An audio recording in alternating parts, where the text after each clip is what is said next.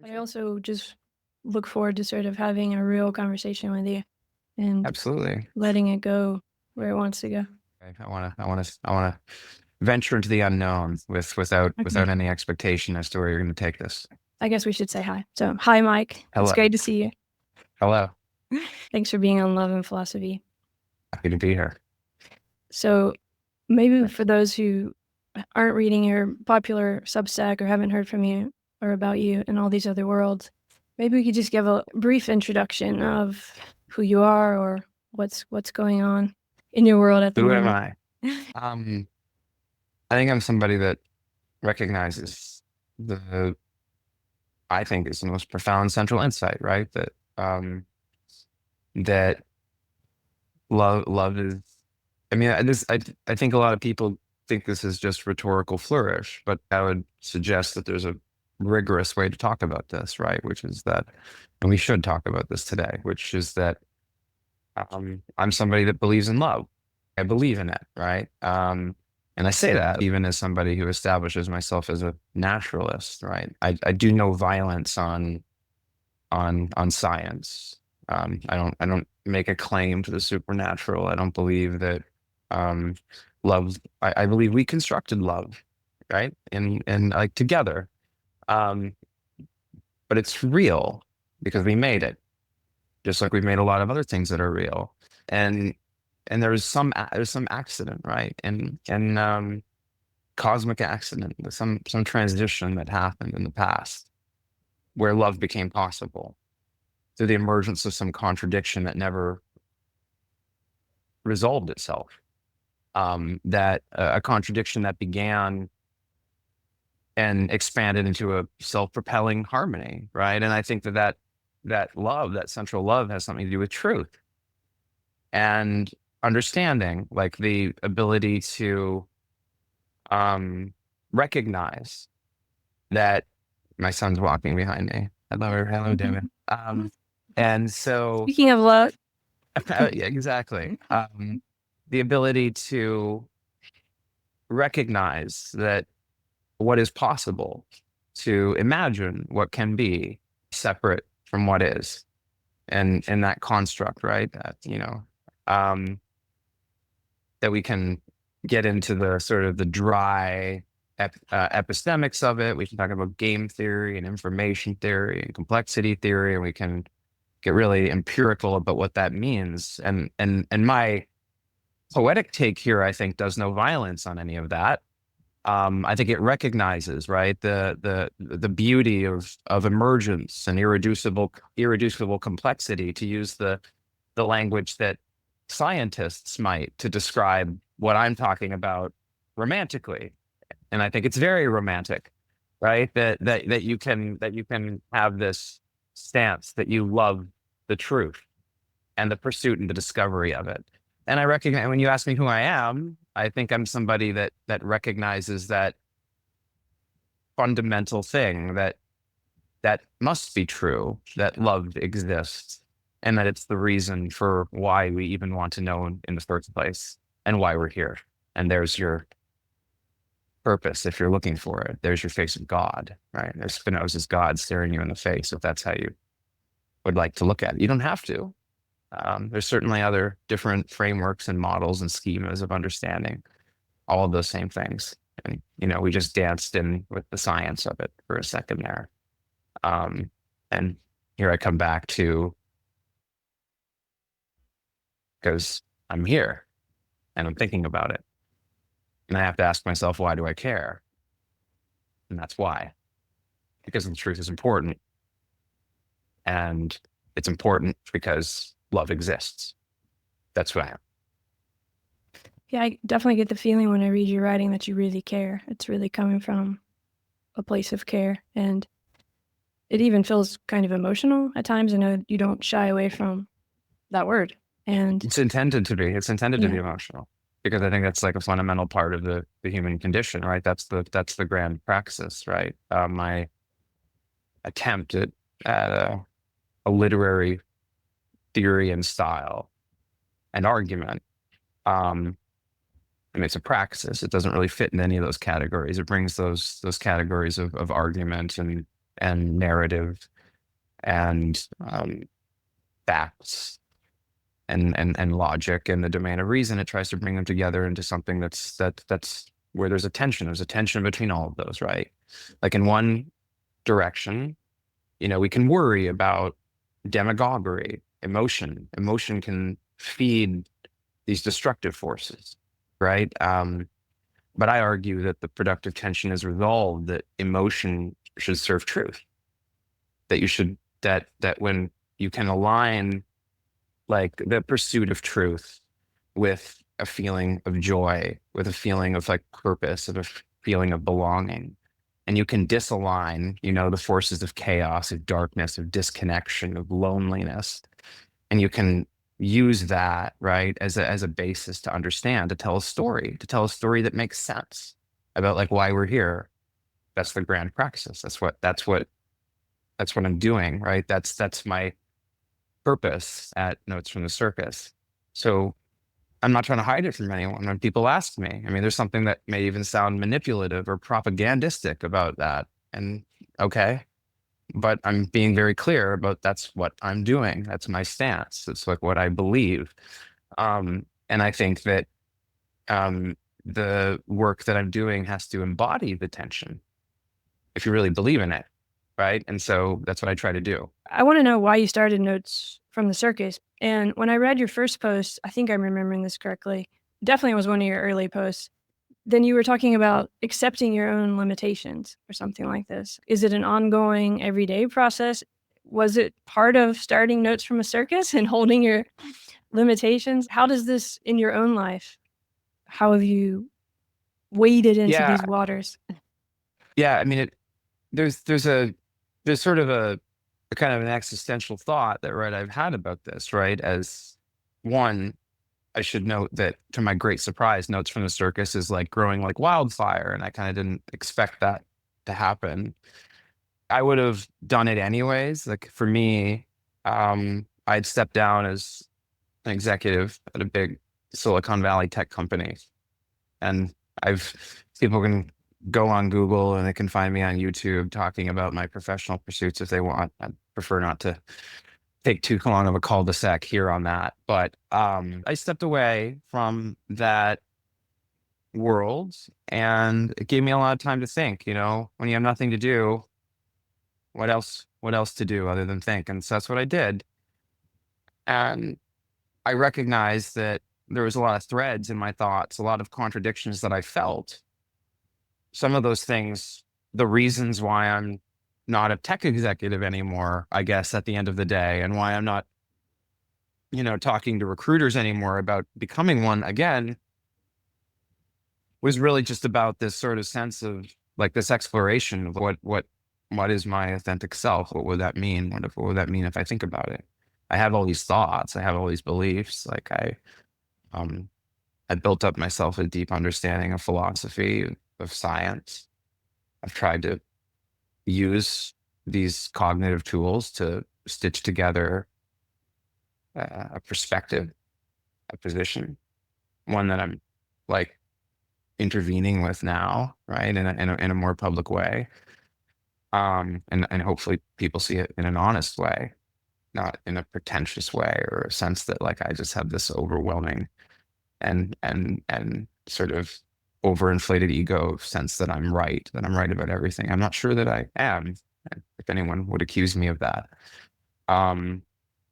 But just like that personal project of just like being honest with myself. This was an exercise in being honest with myself. And so I'd probably have still written every single word or some version of it. Obviously when you have an audience, it does affect you. You do think about what you're saying more. There's always obviously a worry of audience capture and feeling, because there's that temptation, like when you start writing and you see that this post gets thousands more views than this post, and there can be this sort of seductive sort of pull that if I write more like that, it will bring in a flood of readers. But then you have to ask yourself, right, is that I made that point and it resonated with people, and something about that matters. There's meaning behind that. People are they're voting with their attention. But then I have to ask myself, right, is that what I think people should focus on? Should I give them more of what they want? Or should I continue to stake out this sort of steady path around this is what I believe? And maybe there'll be, times where people really what I say, and there'll be other times where it seems very controversial and some people think I'm saying the wrong thing at the wrong time or the right thing at the wrong time or or whatever combination or whatever critique people have on me, right? But like that, but still we're kind of recognizing that friction that that's that's how meaning's made, right? Like that's like how we it's that's like our reason for being. It's right that mystery of like, why do we disagree? Why is it that you see the world this way and I see the world the other way? And I thought it was appropriate to say this thing and you think it's inappropriate for me to say that. Let's talk about it. Like that. I mean, that like that's to me is the that's the point, right? And so I think I come to this from a perspective of like, I don't know, there was a possibility, I guess, and I was open to that possibility that maybe my Substack would have a few hundred subscribers and that would be it. And it wouldn't grow from there. And that would be okay. And I'd still spend the next year of my life writing all of this stuff. But, it's resonated with people and like people are inviting me on podcasts and people want to, Yeah, it's increasingly definitely asking my resonated. opinion on. It's Okay. definitely resonated, and I think a lot of it is that you are in that honest space, or you're at least trying to be, right? It's not like everyone all the time is able to surf this tension that we're talking about perfectly, and this balancing of wanting to be liked and seen, and of course, I mean, you're not writing it just for yourself; you want to share it, and then also not Yeah. writing to that. I think it's What would be the point of that if it was writing it to myself? Yeah, exactly. Sometimes the artist kind of image is like you just do it for yourself in your own room, but I think, yes, there's a way No, you you do it. might do that to You do work it. yourself out, but you want to connect. Yeah, you want to connect, right? It's an act of faith. It's an act of faith. Yeah. You're you're saying, I'm writing it and I'm saying, look, this is me, and I'm being very vulnerable. Like I'm sensitive to the fact of like how pretentious like my stance could come across to some people. Like I'm putting myself up on high here and kind of talking down to people and saying, I have this real moral center that I feel and it pulls me towards it. And when I take that moral feeling seriously, it leads me to condescend to you, to tell you that I think that you're doing something wrong, something bad, something that I think is going to hurt people. And I see with all my cognitive tools and all of my sense of what is right, the fact that I think you're making error and that error is consequential and that it can hurt people. And so I condescend to you. And I can understand how from that perspective, someone can look at me and be like, what an asshole, what a self-important asshole. He thinks he knows everything, which I don't. I just think I'm right based on what I know. And I'm being honest about that. Yeah, which is why I sort of brought up that you have seen a lot of different paths. But when you were talking, I was thinking about needful freedom. I think it's a Hans Jonas idea, or this kind of sense of precariousness that it's part of that tension of that living in the tension. I want to talk about needful freedom. I'm glad you brought that up. I think it's like a really beautiful concept. I mean, it's a concept that's at the center of my critique of libertarianism, right? Because I think that the concept of needful freedom, I think, really gets to kind of, I think, the essence of what I'm talking about, that tension where I think love exists, meaning exists. Yeah. But I mean, like when you confront the libertarian stance, and I mean this in a philosophical way, I'm not saying small, big L libertarian. I'm like, actually, I'm saying, I'm trying to use it in the most philosophically neutral of ways for our listeners. And I recognize people have different meanings of that word. Some people think that word means conservative or whatever in the American discourse. But in the philosophical sense, right? This sort of sense of I have a right to be free, right? This sort of like core sort of stance, the sort of, the stance that kind of says, I didn't ask to be here.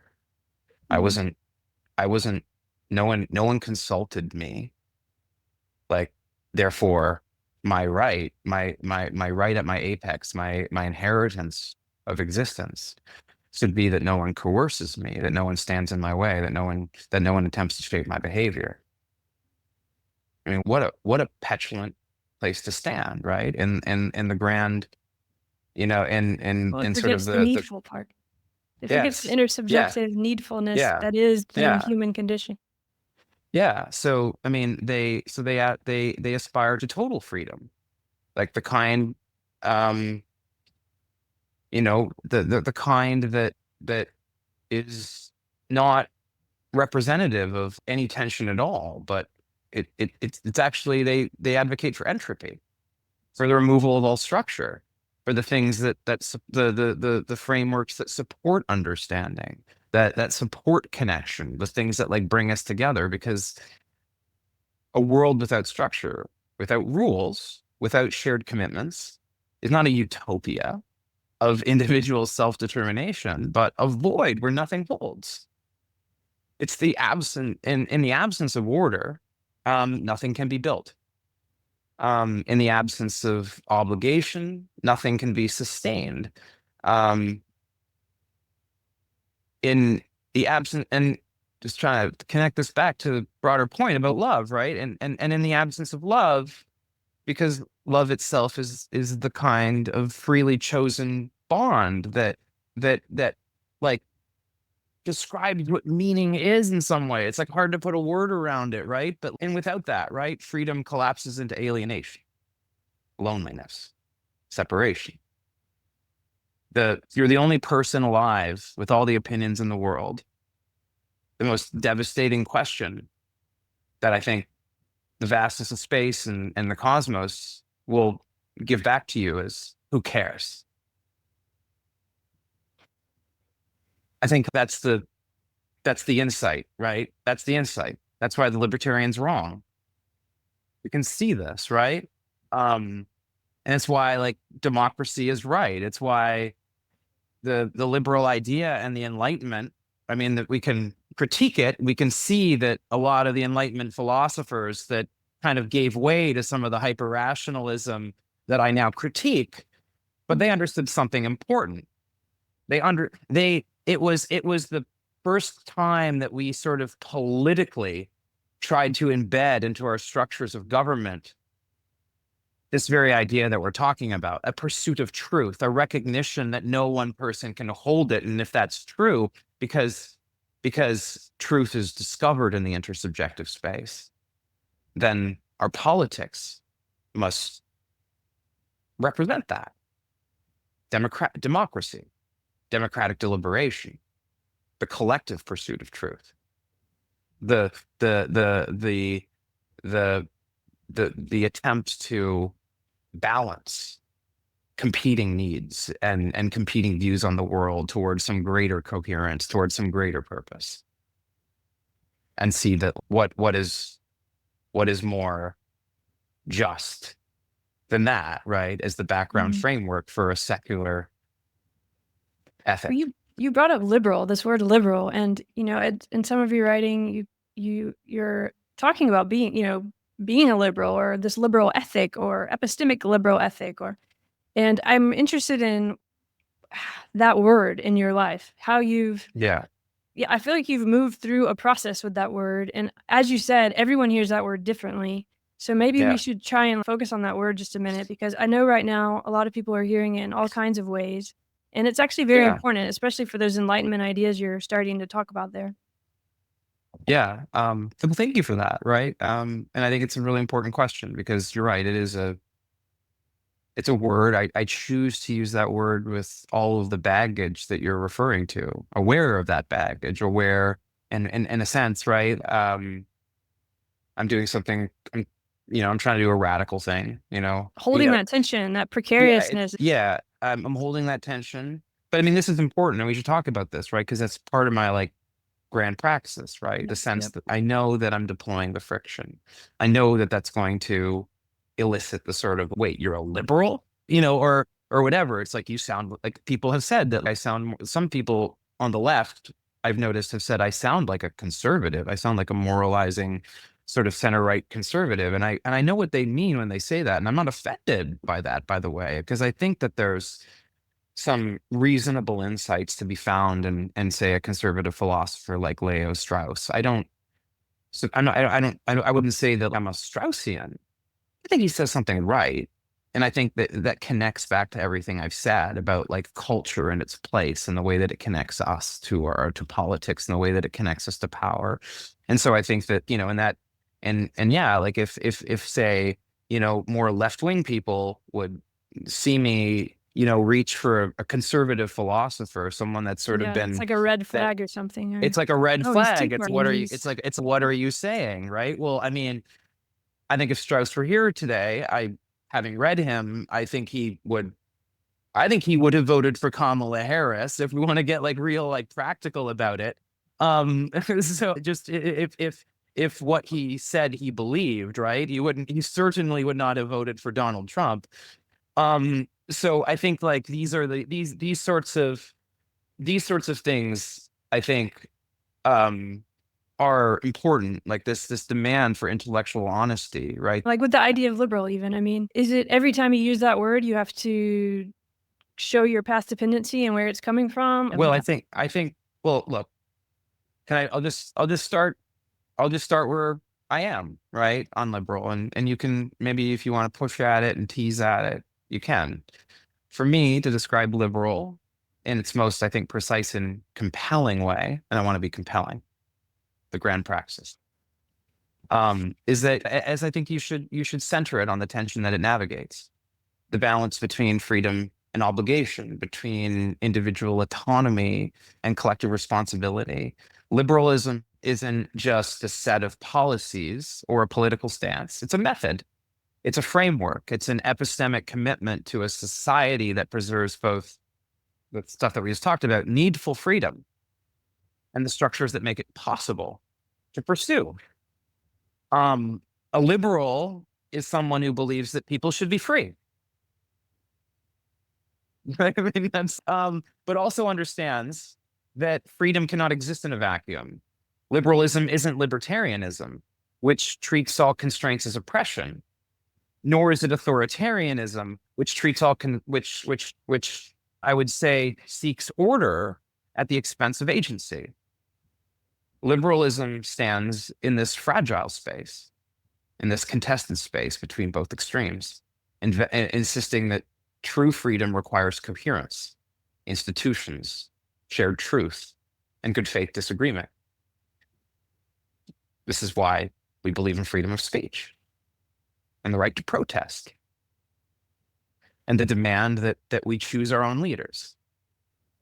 A liberal believes in the rule of law, not as an instrument of control, but as the necessary scaffolding that makes freedom real, that gives us a basis to resolve our disputes without violence.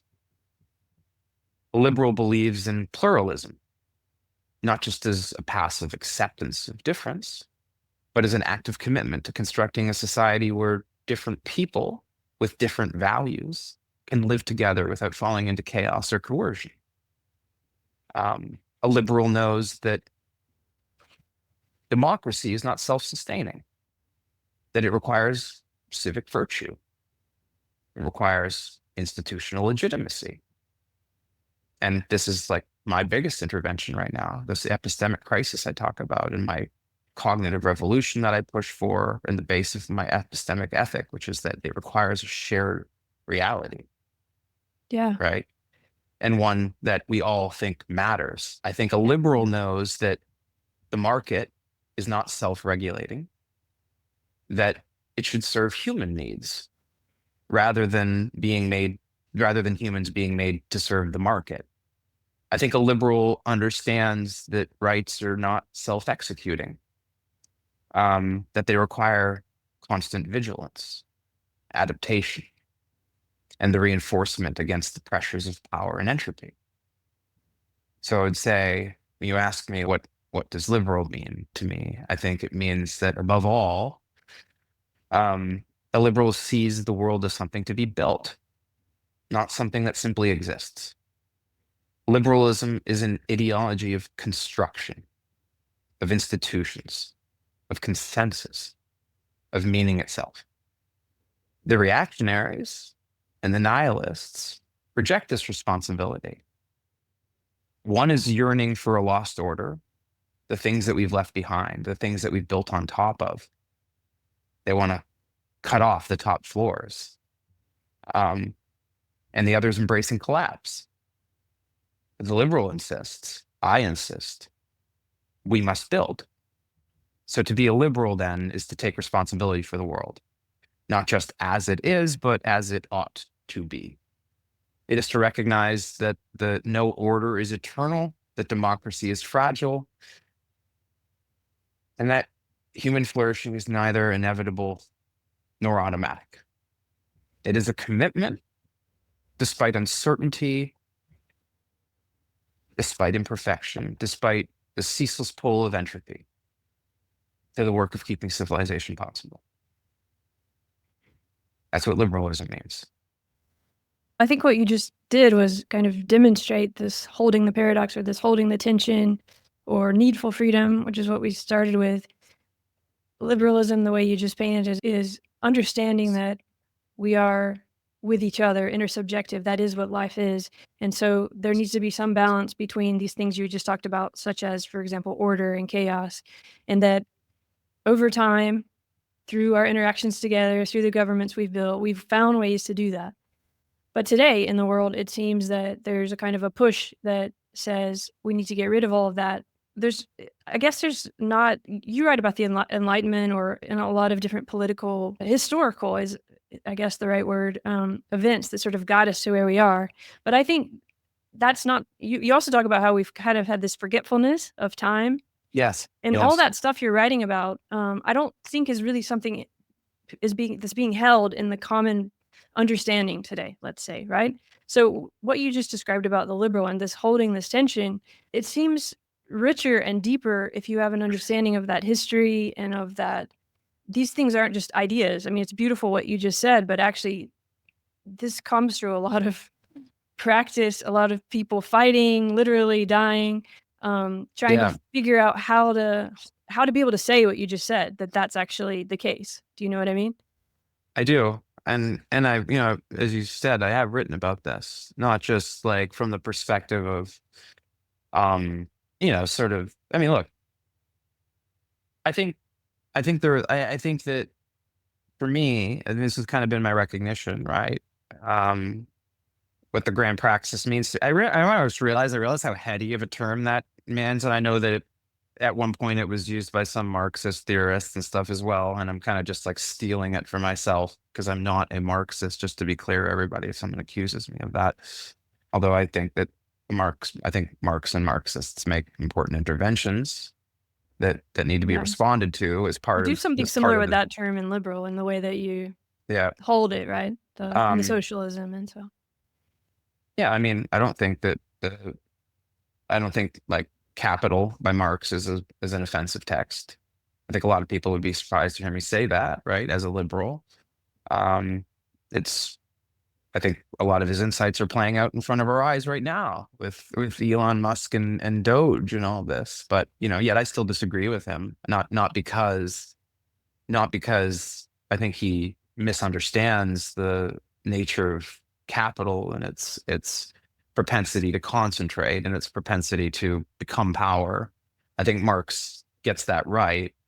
I think what Marx gets wrong, right, is that he's trying to unify something which is ununifiable, right? Which is the sort of the diversity of normative horizons among different human experience. And so this idea of central planning, this idea of socialism, this idea of trying to privilege the collective over the individual rather than trying to find attention, and then trying to bring reason and in this sort of belief of like universal objectivity, the same mistake that a lot of these libertarians are making, just in a different way, and trying to force it down everyone's throats. It's not surprising that communism led to what it did. Because in trying to hold the tension, even if you believe in it, it ultimately forces you to abandon your humanity, because there's a contradiction that's not resolvable there. To stay human is to allow the contradiction, to allow a little bit of the chaos, because So it's you through you that mean to resolve the contradiction means letting your humanity go? Is that what you're saying? Yes, yes. Okay. So I thought you said holding the tension means foregoing your Yeah. humanity.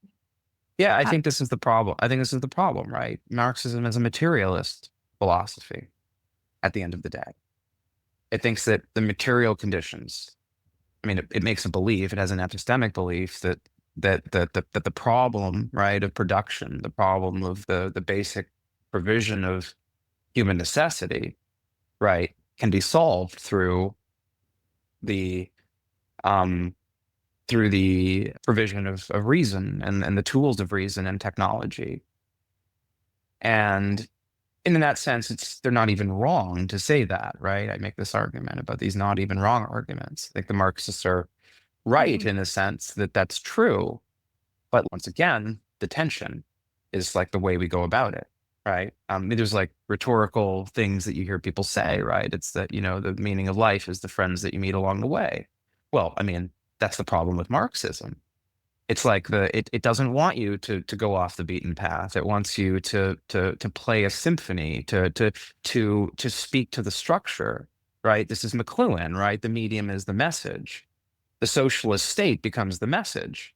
This is the problem. The liberals want to avoid this. The liberals want to allow a little bit of chaos. The liberals want us to, I mean, this is controversial to say, but to allow the space in which, yes, some risks are taken, and some of those risks lead to human suffering sometimes, but those necessary risks that sometimes cause us to fall flat on our face or cause us to experience tragedy, that's the place where meaning's made, where heroes are made.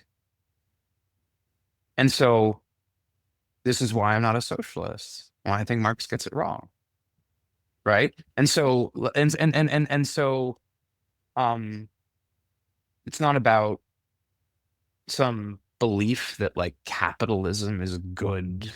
It's not some Randian belief and the virtue of like unbounded self-actualization. That's not the counter argument to Marxism. I mean, that is what Rand was doing when she wrote that. That was her counter argument to Marxism. And it's insane. It doesn't make any sense. It goes in it makes the same mistake in the different direction. It just finds that same sort of normative tension and then tries to collapse it in a different direction that pulls us to a fundamentally unhuman place. Selfishness, narcissism. It's destructive in its own way. So Marxism, epistemically destructive. Libertarianism, emotionally destructive.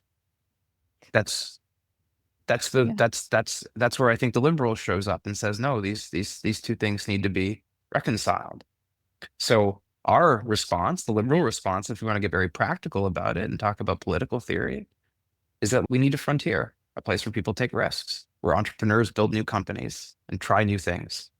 But we turn to the Marxists and say, you make a good point. The market will fail some people. So we'll have welfare states. We'll have free healthcare, free education. We'll do these things because, Marx, you're right. The market won't do these things. The markets won't provision public goods. So we'll have taxes. And some people will be more successful than others. And we'll change these policies over time, and we'll see how people think about it. And we'll have elections. And people will make different arguments for the things that we should prioritize and the things that we should care about. And we'll vote. And people like me and people like you will sometimes win the argument and sometimes we'll lose. But hopefully we'll find meaning in that. That, well, I was wrong. I wasn't able to convince people. But what a beautiful thing that we had the conversation. And so we take a step forward and believe in moral progress and believe that, mistakes can be rectified, that new knowledge can be obtained, that the act of building goes on. And sometimes we make a mistake. And what more could be human than that? Well, that's that precariousness again, and that's where life is living at that, whatever, the razor edge, or trying to surf all of these different things. And what you're saying, even if people don't want to call it liberalism, it seems to be what we need to hear and what makes sense, right? This how do we recognize that we do need those kinds of structures, and yet also that we need the frontier? But we're not there right now. I mean, people aren't necessarily No. aware of all of this at all. I mean, I want to talk about the cognitive revolution, and I want to talk about the crisis, but there's also this idea of neutrality. So there's holding the tension, but that can be very much confused with, okay, I recognize both these sides and I'm going to be neutral, which can also become manipulative. What does that mean to be neutral? I don't think it really is existing. It's more of a It seems like an empty question, right? At the end of the day, to even say that, right? Like neutrality. I mean, I had a debate last night, right, on a podcast. I was arguing with a Yarvin supporter, Curtis Yarvin supporter. The conversation about bias came up, right, and in news among journalists, and I asked him, well, what is it that you want them to say, right? I mean that question, right, sounds like pedestrian, almost sounds vapid. I think it's actually profound when someone says to you, "You're being biased." The response is, "Well, what do you want me to say?" Because there's a normative embedding, right, in the charge that like you're being biased right now. Well, it's, well, okay, you're right. I bring with me all the contingencies of my existence, everything I know, my opinions, my feelings, what I think is important, what I think you should pay attention to. Yes, I'm biased. And I'm not sure what unbiased even means. It actually seems like an insane concept when you put it in those terms, that you don't stand anywhere. It means having a path that you've been on, like which we all have. But people talk about being neutral, is what I was saying, and you write about this too, and the semblance of neutrality and this kind of. Well, this is an example where I think I am a completely different place from the effective altruists, from the William McCaskells of the world, from the Nick Bostroms. I think Sam Harris's like moral landscape. And I think I want to give Sam some credit here. I think that he kind of does recognize some of these tensions in his work, and he does try to grapple with them. I don't think in as convincing of a way as I do. I mean, but I think that I think he recognizes some of these tensions. Sorry for Sam, if you ever hear this, sorry for the pretension. So, the reason why I brought up Sam, and this is clearly a reason why my subconscious brain took me there, right? A very important point, right? Which is that, Sam talks about, right, like, that he kind of like, he tries to grapple with Parfit's insight, right? The repugnant conclusion. And he tries to sort of see, there's a construction here that is rational, that exists in the purely rational realm. And I don't think it's convincing, right? I kind of feel like it's Newtonian mechanics to quantum theory. I think that like within the limit, like Sam Harris's moral landscape actually works quite well for like most things. It's not an offensive framework, right? Like I'd rather people believe that sort of meta-ethical intervention than most others. But I think that there's no reason to stand there, to just let the last part give way, right? To say, no, it's like there's something else there, right? It's collapse it down, just one more like part of the domino fall. Let it reach its natural conclusion. Let's have a coherent meta-ethical framework here to talk about this, and in a sense that doesn't do any violence on anything we already know about science, about reason, about the contingencies of our existence. Just go all the way. I mean, I think I look at, if I had to guess, just this as an aside, like why I think someone like Harris, and this is me talking speculating about his psychology and what he cares about a little bit, and that's always a little bit dangerous to do. But I think there's this fear, and I think the fear that he has is the one that I'm actually saying that you don't have to be afraid of. The fear of nihilism, the fear of relativism, the fear that if anything goes, nothing matters. I think when I listen to Sam and his sort of, and I hear it as an intervention against moral relativism, I think he makes an error in thinking, which is that because I don't think I'm a moral relativist. I don't think anything I say is relativistic, yet it doesn't have to, but I don't build on a foundational axiom. I show that most of what you're trying, everything that we're going for in terms of what makes an ethical, moral person arrives naturally in the harmonies of the tension. So we don't have to demand the brute fact, the absolute truth. That the moral truths that we're seeking, we're sitting there right there in the center of Hume's guillotine, the tension between what is and what ought to be. It's emergent, constructed, such as it is. I can understand why that semblance of neutrality would have brought all that up about Harris, but also But it's really important. You get the thread, right, of why I went there with your question, because I think that when you ask about neutrality, I think it's this weird thing, right? It's sort of this categorical thinking we have, the schemas we have of understanding, right? This epistemic object that's sort of represented by this idea of being unbiased. What does that connect to? What is the relative meanings of that? And I think it's hard to place inside the conceptual framework that I'm talking about. It kind of forces you to be like, because there's someone might have just heard what I said and they might be screaming, he didn't answer the question. He didn't answer the question. He went in this different direction. But what happened there wasn't that I didn't understand the question and that I was trying to avoid a direct answer. I was trying to suggest that, like, within this framework of understanding, which is why, we brought up Newtonian mechanics versus Einstein before too, right? Newton's laws of motion versus Einstein's relativity. That there's this sort of interface between those ideas. It feels like what you're trying to do, what you're doing is opening the space of tension, which doesn't mean that, but you're also saying we still have to take a stand.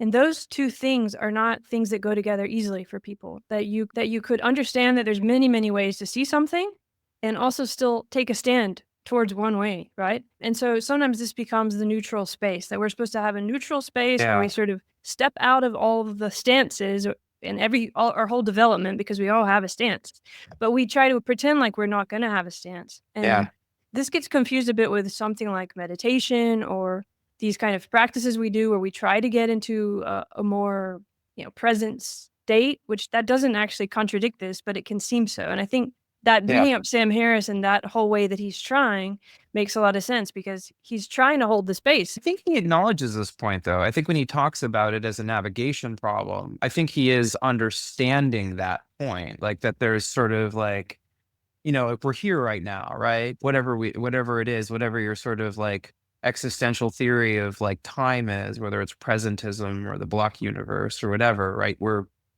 standing somewhere, whether we wanted to or not, right? To kind of go back to the sort of immature libertarian stance that I spoke to before. It's like this sort of like dances around this sort of romantic versus cynical ideal too, because like at some level, like the libertarian's right. I didn't ask to be born.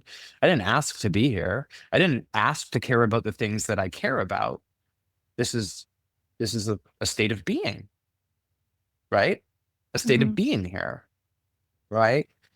The contingency of possibility is bound up in all of that. This sort of like transition point, right, from the descriptive to the normative, like the is-ought problem, Hume's guillotine. This is I think my insight, right? And we go down all these different paths, right? We're talking about a certain element of this now, but we're coming up against this sort of these categories. categories of the descriptive and the normative, like ultimately as in sort of like a broad epistemic sense. Now we're talking about like our actions, like where do we stand?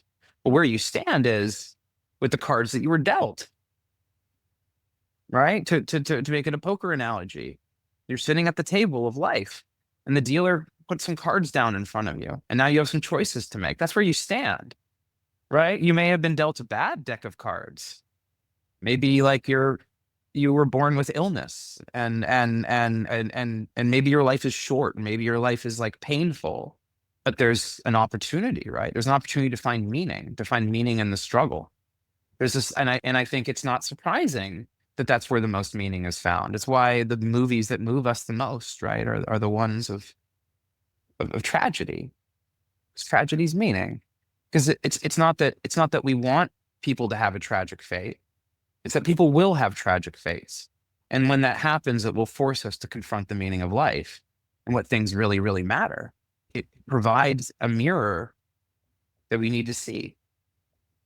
It provides us an experiential window into our normative horizons of what's actually possible when nothing seems to be going right, when material conditions are moving against us, when the storm emerges.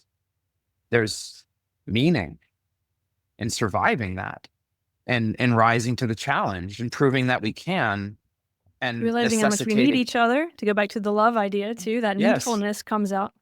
Yes.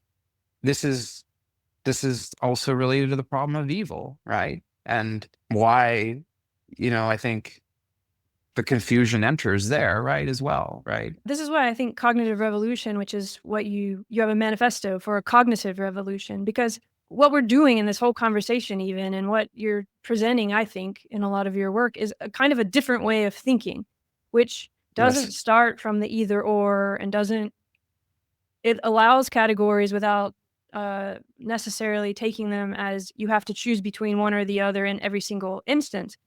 At the same time, however, the path dependency is very important in your work. This Yep. historical element, which I think can get left out too, that we are coming from particular paths and those matter, and they shouldn't be forgotten, right? I think that's also something important, and I guess to try to make it obvious to people, like, what's the crisis here now? What comes to mind is your writing. This is my, and this speaks to my big criticism, right, of the political left and why they might see me as a conservative. I don't think, I mean, I'm a liberal. I think I'm a liberal. I think that all of my interventions can be defended from inside the liberal tradition. I'm not a cultural conservative. In fact, if anyone hears me thinking that we need to turn back the clock on culture, I mean, I hope they hear what I'm actually saying about construction and creation and moving forward, because I'm certainly not saying that. There is a space for a progressive cultural ideal in my ethics and sitting there right in front of you. But when I look at the political left, I actually see them doing something that's in some cases authoritarian, right? I think that, I mean, right now, and I want to say this, I've gotten very emotional about thinking about how scary it must be to be a trans person in the United States today. How, like, going outside and recognizing, among other things, that there's a lot of angry people, a lot of resentful people that now probably feel emboldened to let their bigotry show through. And this has already happened. We're seeing it happening. And that makes me, it makes me weep. I've literally had tears in my eyes thinking about it. But I also think that there's an uncomfortable truth here, and it just has to be said. And I made a promise to myself. I'm just going to be my most authentic self, and I tell people what I think they need to hear, even if it's hard to hear. And things can be hard to hear. It can be hard to hear the truth, right? I've had to hear some really hard truths about myself. Some people have had to say things to me that I didn't want to hear, and it was painful. I think that the point I want to make here is that the truth is that we have a project, right? We sometimes we do have to stand up for ourselves. We do have a responsibility for ourselves to represent ourselves, but also to do so empathetically. So when the person says, well, isn't it unfair that this person that now identifies as a woman transitioned a month ago and is 35 years old and now competes in a women's sports league? I have these intuitive feelings that there's something about that that might seem unfair, that there might be some biological advantage that that person has. And to be shouted down, to have your social media account, suspended temporarily or otherwise for expressing bigotry or transphobia for making that observation, I think you've gone to a very dangerous place. I think you've become an enemy of reason. You've forgotten your place, your commitment to others. That yes, that you have your contingencies. That there is something unfair about feeling like you were born in the wrong body. Like what a horrible feeling that any human could have to feel like their sense of meaning, their what they think is meaningful, that's connected back to their identity, can be so out of line. I can't imagine that. So there's no transphobia in anything I'm saying. This is a statement of love, but of recognizing that sometimes that in order to find that balance, in order to live in that world, sometimes you do have to see the people that you threaten and understand why you're threatening to them. And maybe not take it so personally. Maybe they're afraid. Yeah. Maybe they have latent. Maybe they have. I mean, we see this, and this is. Let's just be radically honest about this as well. Like, we know that a lot of homophobia comes from a fear internally, from latent feelings that some people have of like, we've seen this. The psychology is well known that some gay men and some lesbian women become very homophobic as a defense mechanism of their own internal cognitive dissonance, of their own feelings for members of the same sex. So this is why empathy is always better, because to get through to someone like that, what's really tragic about that person is that that person might actually be bisexual, or they might be homosexual. Not in all cases. I'm not saying that's the case, but we've seen this story happen time and time again with famous people, with conservatives, with reverends, with pastors, and some of them commit suicide when they're outed. And it speaks to sort of the responsibility that we have, no matter how unfair our lot in life is. And so this is why some people think I'm a conservative, or I'm making a culturally conservative message. I'm just saying the most humane thing imaginable about how humans need to relate to each other in order for us to have moral progress. Let's talk about why that's such a problem for people, because I think that gets to what we're trying to talk about here. This is actually a really good subject where, I mean, exactly, the person who's feeling that way could actually probably experience their sensuality in their life and their body, no matter if they're bisexual or not. But if they didn't have that reaction, they would actually have a better reality to live. But for some reason, instead of holding the tension and being able to kind of understand that a lot of people have a lot of different experiences and they might not be like ours, and we can hold this tension, right now it seems there's a polarization. You have to fit someone into one category or the other. So in the case that you just described, for example, if you make a certain statement and you use language in a certain way, you get categorized into this whole category of what you must believe or think, right? Instead of being able to hold that space. So there's that on the one hand, where there's this kind of extreme happening where we try to push each other into extremes when we're judging one another. But then at the same time, there's that neutrality we were talking about, where to avoid that, people sort of try to assume a semblance of neutrality, or they speak in a way that sort of holds the paradox and lets them look okay for whatever side might be reading it. There's this idea of calling the balls and strikes that you talk about in one of your essays. Do you know what I mean? So that's also happening. So, and I think it's both a symptom. It doesn't exist, right? Calling balls and strikes, right? I mean, could you talk about that a little? Yeah, I mean, look, I mean, I'm a mad dog Humean, right? Epistemically. So I don't think there is an objective place to stand. And I'll defend that. And you see it coming through on my work everywhere. This insight permeates everything I say. It permeates that essay very particularly, which is this idea that like whenever you're taking score, whenever you're putting points on the board, well, I mean, you have to do that in relationship to rules, and those rules are always constructed, right? So what is a ball or a strike? Well, in American baseball, for people who aren't baseball fans, right? Well, what's a strike? Well, a strike is defined. It's defined two different ways. There's a sort of a technical strike that can happen, whether and that is defined simply by the condition of the ball traveling across the plate within a defined zone of valid play. And that if that happens, regardless of whether or not the batter swings at it, that's a technical strike. There's another strike in the sense where you swing at the ball and miss. A swing and a miss. And that's a set of rules. It's a set of axioms that if this happens, we will accumulate this value. The strike count goes up. But I mean, the strike zone could be sized differently. The rules could be that you're allowed 5 strikes instead of 3.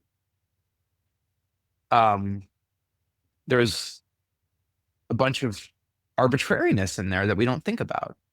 But we have this tendency to think of that it's objective, that it's ordered, that if everything would just be like that. But like the fatal conceit is there. Why is it 3 strikes, not 4? Why is the strike zone this big and not smaller or not larger? So you're calling balls and strikes, but according to what rules? The rules that you made up? And how does that relate to the current sort of crisis that we're in a sense, would you say? That's part of the norm now to, well, could I say that you seem to be playing by the rules, but I think the rules are tweaked contested. them? The rules are contested at a fundamental level, right? Even our founders recognized this, right? Thomas Jefferson recognized this when he said that the laws and customs and constitutions must go with the times and as human sentiment and morality evolves, so too must the laws and the institutions, right? That is the liberal ideal, right? Like we do have the ability to amend our constitution. We do have the ability to make new laws. You have to remember that that our system is not static. It never was meant to be. We have many amendments, right? We have like several dozen amendments to our constitution. We haven't amended it in a while, but like the point is that like it was meant to be amended. The founders created a framework for doing so. Because they recognize we might realize we're wrong and we have to make changes. But we also recognize that doing so is very dangerous, that there's a difference between passing a law on what taxes should be, whether we should pay 20% or 30% of our taxes to the government. And when we change the rules around how we decide those taxes, when we change the rules about who decides and when, and what constitutes a legitimate act of authority, those are far more dangerous things. And it's why the constitutional amendment framework requires so much more consensus than just 50% plus 1. So it's an attempt to thread that needle. It's not saying that rules are bad. We need them, as you know. I think that as Hobbes brilliantly laid out, right, and in his intervention, right, of the Leviathan.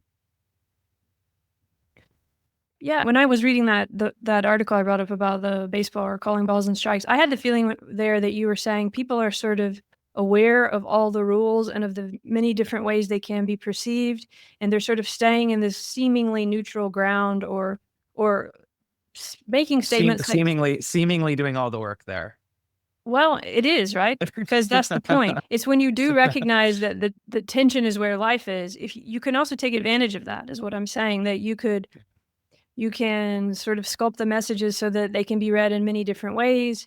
Or you can say just flat out, I'm doing this by the rules, while meanwhile your actions are doing exactly the opposite, or vice versa. You could say, I'm exactly what you're going to do, but in a tone that makes people think you're just kidding or something, you know? I mean, there's all these kind of ways that I feel like people are playing with this blurred Yeah. area of the tension that we're talking about that have become Yeah. really quite dangerous, right?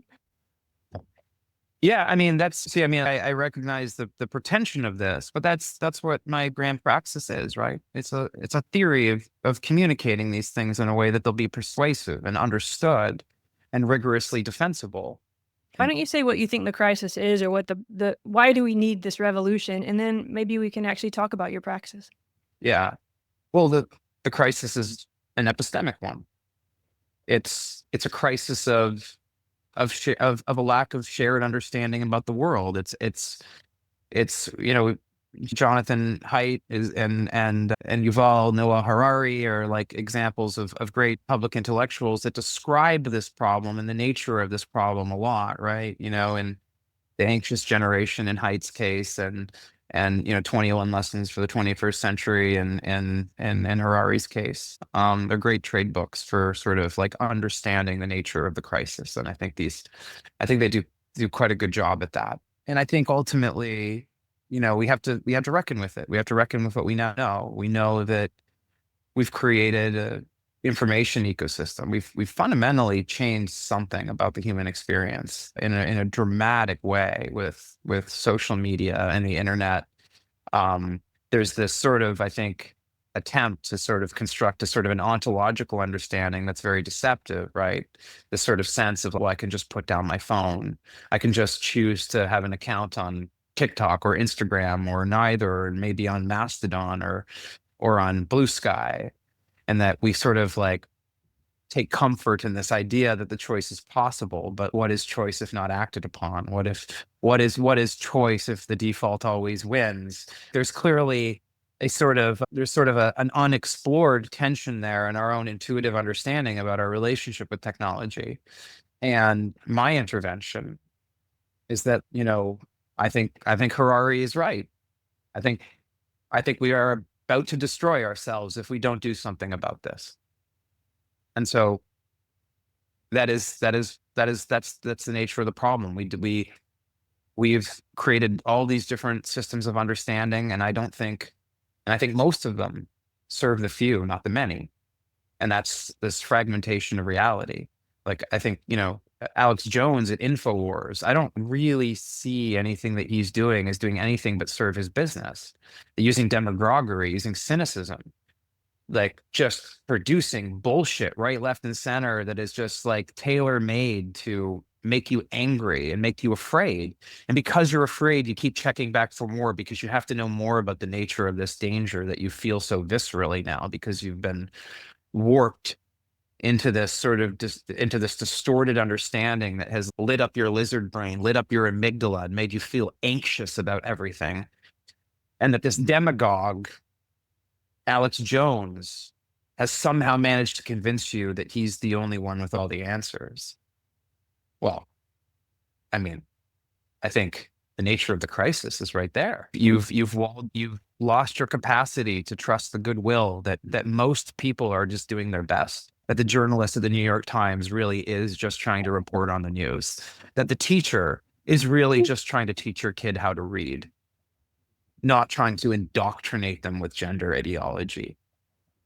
That this basic act of faith that we can prove it to ourselves.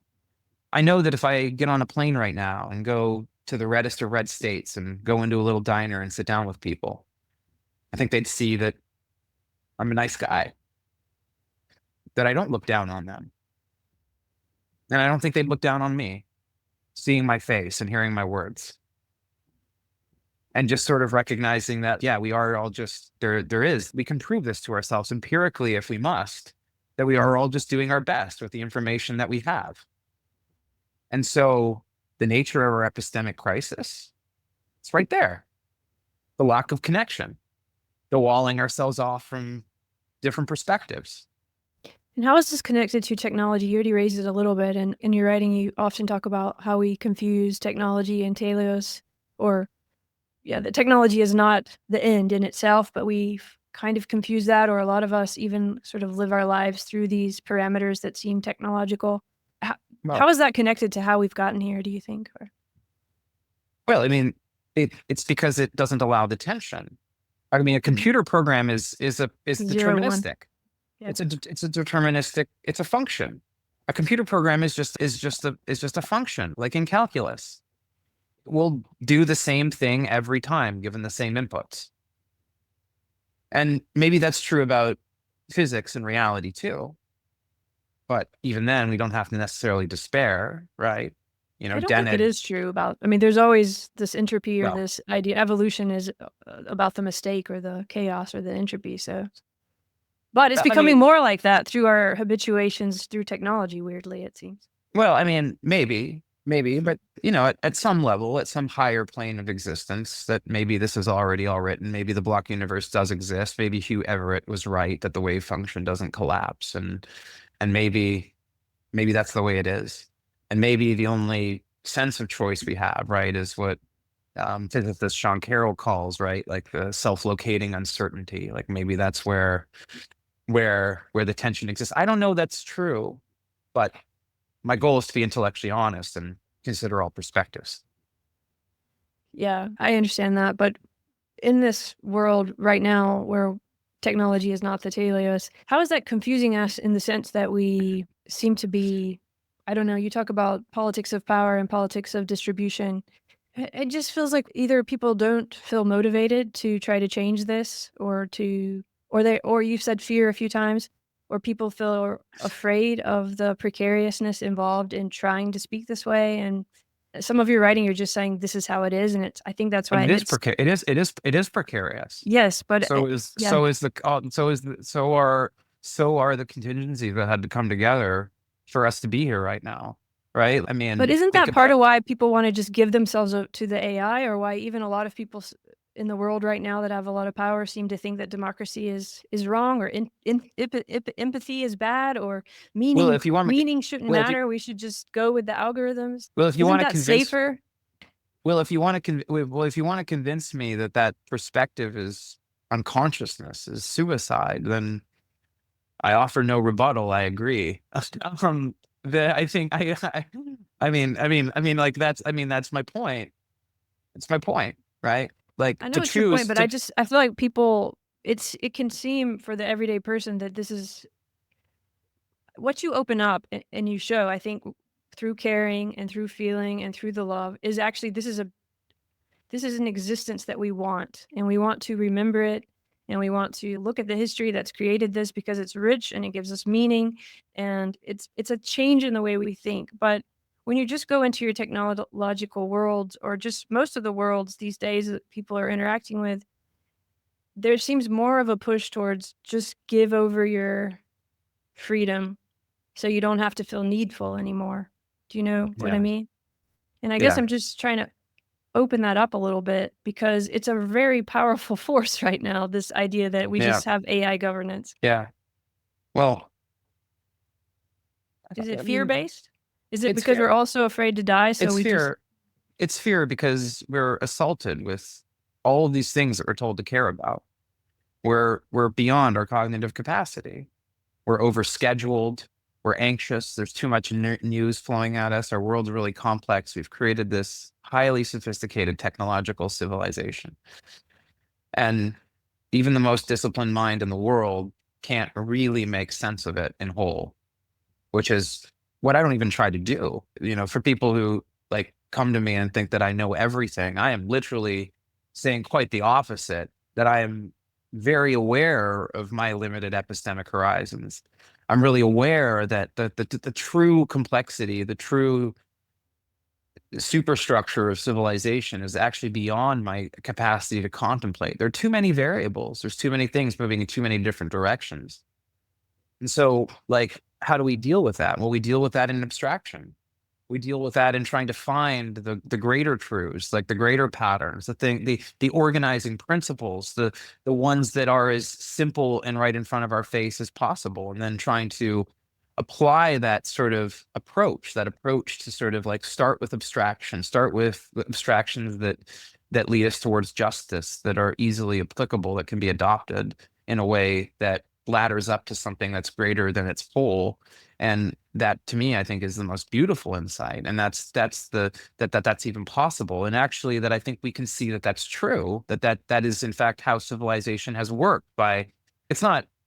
I don't seek to apologize for the fact that I'm an intellectual and that I'm part of a tradition that I think is at the center of what built civilization. Big ideas, philosophers, right? The idea of a republic, of building something like that. I mean, it comes from Plato, right? It comes from a thinker, right? Like it's these abstractions, these cognitive tools that we build for ourselves that we can use as a way to navigate our world and to evaluate evidence and try to figure out what we should do with it. How reason can, when mixed with empirical inquiry, can lead us away from danger. And yet also understand that we can never quite eliminate danger, and that we're skating on a razor's edge, and that there's a lot of meaning to be found in that pursuit, even knowing that it will all one day end. And that makes it even more profound that we're here now, and that we have some responsibility to fill this space because it's so empty and there's so much space to be filled.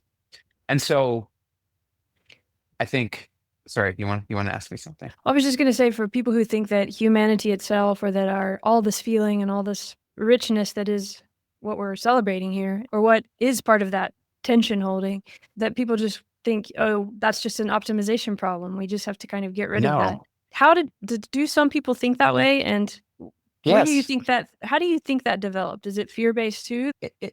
It's the mistake that happens with science. It's the scientism problem, right? It's because science has been successful at mapping the natural laws of our world. It has to be said that the scientific method is our greatest achievement. It's our greatest intellectual achievement. I mean, who can debate that? It's not debatable that the scientific method is our greatest intellectual achievement.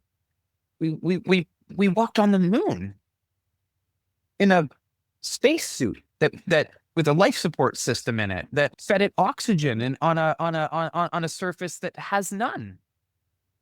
We brought our atmosphere with us and built a rocket engine that allowed the lunar module with Apollo 11 to descend safely to the surface of the moon. I mean, my God. I mean, like the awe that we did that, right? With a basic idea, right? With this idea that, like, with empirical inquiry, we can figure out how to adjust the knobs and levers of physics in just the right way. That lunar module came to a rest on the surface of the moon. And then Neil Armstrong descended that ladder. I mean, if you look at that and you're cynical about what is possible, because I think that moment is, I mean, even thinking about it now, we did it so long ago, like nearly half a century ago, we made that achievement. We haven't been back since, but well, that's not true. There were several more Apollo missions. I think Apollo 17 was the last to visit the moon. It's moving. It's the soul is meaning. It's all coming in. But so you're saying, because for me, when you tell that story, that connects to everything we've been talking about. That's the feeling, the soul is meaning, the what you're moving towards when you talk about a cognitive revolution. But you're offering it as an example that, so we think because we had all those feelings and that powerful experience through technology, then we just need more and more and more of that technology. Well, I mean, to use the example of going to the moon, you can look at that two ways. You can say, wow, look at that technology. Look at the Saturn V rocket that launched the Apollo mission into space. Look at the lunar module that was, I believe it was built by Lockheed Martin. And and it was a subcontractor that built the lunar module. And this brilliant achievement in technology. You can just look at that and be like, maybe we can build more things like that. But I mean, it goes back to Jeff Goldblum's character in Jurassic Park, right? That the scientists who sit around wondering whether they could didn't stop to ask themselves whether they should. The real meaning was that we walked on the moon, that we were able to do that we touched the stars. That the technology was the tool that extended Yes. our humanity, not the Yes. teleos that, now the end is Yes. to become a spaceship or something. Yes. And that is, I think, the most devastating insight as we move into this age of AI. And it's at the center of what AI risk is. It's not even that the robots will enslave us. I mean, I think that's a risk. I mean, we can talk about it. I don't think that risk is zero. But I mean, the real risk is that things that think for ourselves will wash over our capacity to make meaning. I said we stop becoming human at all, that we become unconscious, that we become intelligent automatons. And I think we've already done some of that to ourselves with social media. I think that's what's happened. And the cognitive revolution is turning back towards that darkness, seeing that chaos sort of closing in, the cold logic of technology, the algorithm trying to balance itself, trying to drive towards this efficiency. DOGE, the Department of Government Efficiency. Efficiency of what? Efficiency to what end? Like, what is the goal? Well, it's this optimization. That's what I'm trying to ask you. Why do you think so many people who once didn't feel this way, not too long ago, but have now sort of put their energies towards that? I don't think they have a reason. I think they're too afraid to ask the question because I think they're afraid of what the answer might be. Yeah, it seems to be that same fear, right? That it's almost as if because we're going to die, we want to become something that doesn't die. No, but I would say they don't want to ask the question because they're afraid of what the answer might be. What's the question? The question is like, why are we doing this? Asking that in a real fundamental way, right? This goes to like business ethics. It explains, I think, why a lot of tech oligarchs have adopted this ideology. Because if you're Mark Zuckerberg, I'm sorry to say, like, you've built technology. I don't think Mark Zuckerberg's a bad person. I don't think that when he set out to build Facebook or Instagram or any of these things that he meant to contribute to the mental health crisis that Jonathan Haidt has well documented that is connected to the use of that tool. I don't think he meant to do that. But you ask the question, what is the purpose of this? Why do we continue? Why do we add this feature or that? I mean, we know that suicide rates among girls is continuing to rise. And the psychological research thinks it's social media. They think it's Instagram and they think it's TikTok. And there's not much debate about that in mental health circles. There's not even that much debate about it inside of Meta. I mean, there was that leaked the whistleblower who leaked that internal report from inside the company. They came to the same conclusion inside with their own researchers. And a whistleblower had to leak it so that we could all see what they knew. Wow. So it's myopic vision of only see what fits with the current program, or that linear kind of we must always grow mindset. Or the logic of technology. It's like, it's beautiful, but I mean, it's never the starting point. The second you make it the starting point, you give up choice. You give up human choice, because it's like we said, that the function will always resolve to the same result given the same input. So you've given up freedom the second that you decide that that's how you want to shape the world. Yeah. That when you want to give up that sort of democratic deliberation, you've given up. But people don't seem to think that's what they're doing. You know, it's not in an everyday sense. Nobody would really want to live in Twitter, where half the time you're talking to robots or bots or algorithms, or, you know, like, we don't really want our life to be like that. And yet we seem to be entranced by the optics of all of that. I mean, do you think technology could be used towards your praxis? I mean, does it really have to be the way that it is right now? Can technology as a tool be something more like the spaceship and the story that you told again, in the sense of extending what this cognitive revolution could be? Or is it just so entrenched in this optimization beyond that humanity that, Well, yeah. well, the cognitive revolution is like I said, I'm going to be intellectually honest. I'm not going to hide my methods from anybody. And maybe this will get clipped and people will say that I'm evil, but like the cognitive revolution to me is it's a form of mimetic warfare on behalf of truth. It's about saying, hey, right, like shit matters. Even the smallest shit matters, and there's nothing pretentious about saying that. There's nothing embarrassing about getting emotional about that, because at the end of the day, that's all what's true. We care more about our family than what happens with Tom Cruise or or the royals or any of these things. I mean, these things can contribute to us, but we all believe this is true. We care more about our children than we care about anyone else. And so in the cognitive revolution, we're saying, look, like we're going to own that. We can build mythoses around that. We can get romantic about that. And there's nothing. And people might say to themselves, well, this is just all bullshit. It's not really true. The universe is lifeless and cold.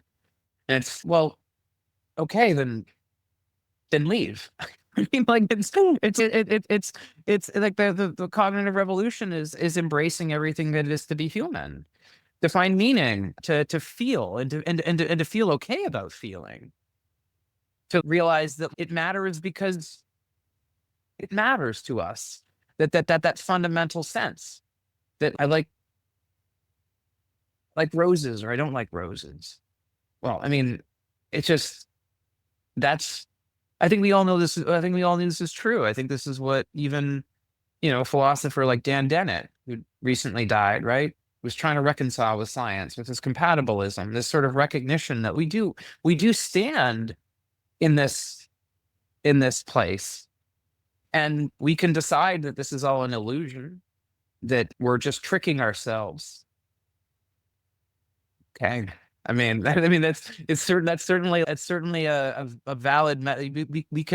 You can slide into solipsism if you want, or go into any of those other existential directions that convinces you that you shouldn't care about anything. But like the fact that there is a capacity to care, that we're even there, I think is profound in and of itself. So I'm not sure why anyone would choose anything else other than the faith to embrace it. I hope people That's listening don't choose that. And I think oftentimes we think part of that is that either or mindset of that that's a choice versus, these other things, because this fear and this stuff that we're talking about, I mean, some people just don't understand or haven't been given a chance to understand how rich life can actually be when you do practice these things, part of your praxis, right? Or, for example, taking the small acts, thinking of the small acts and being who you are. I mean, these things sound so cliche, but actually, if you're given a chance and the safety to explore that, you do realize it's a different kind of existence. But it looks very different from what people imagine when they look via technology, for example, at someone who's rich and famous and these kind of things that we hold up as what we want to be in the world. But those images and those people could also be just as suffering just as much from a lack of this kind of praxis too, right? And that doesn't mean they're having a better life necessarily, even if they have yeah. better optics. So and this like ultimately comes down to, I mean, and this is a good point that'll let me explain what I mean when I say I think about myself as a prosecutor, right? Acting on behalf of the people who would undersign the values that I represent, right? Yeah, explain that.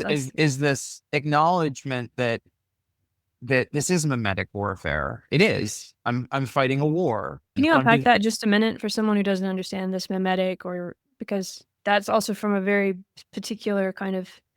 We don't have to talk about René Girard and all that, but just for everyday kind of. I mean, look, I think that fundamentally my point is that you have to move people emotionally in order to get them to care.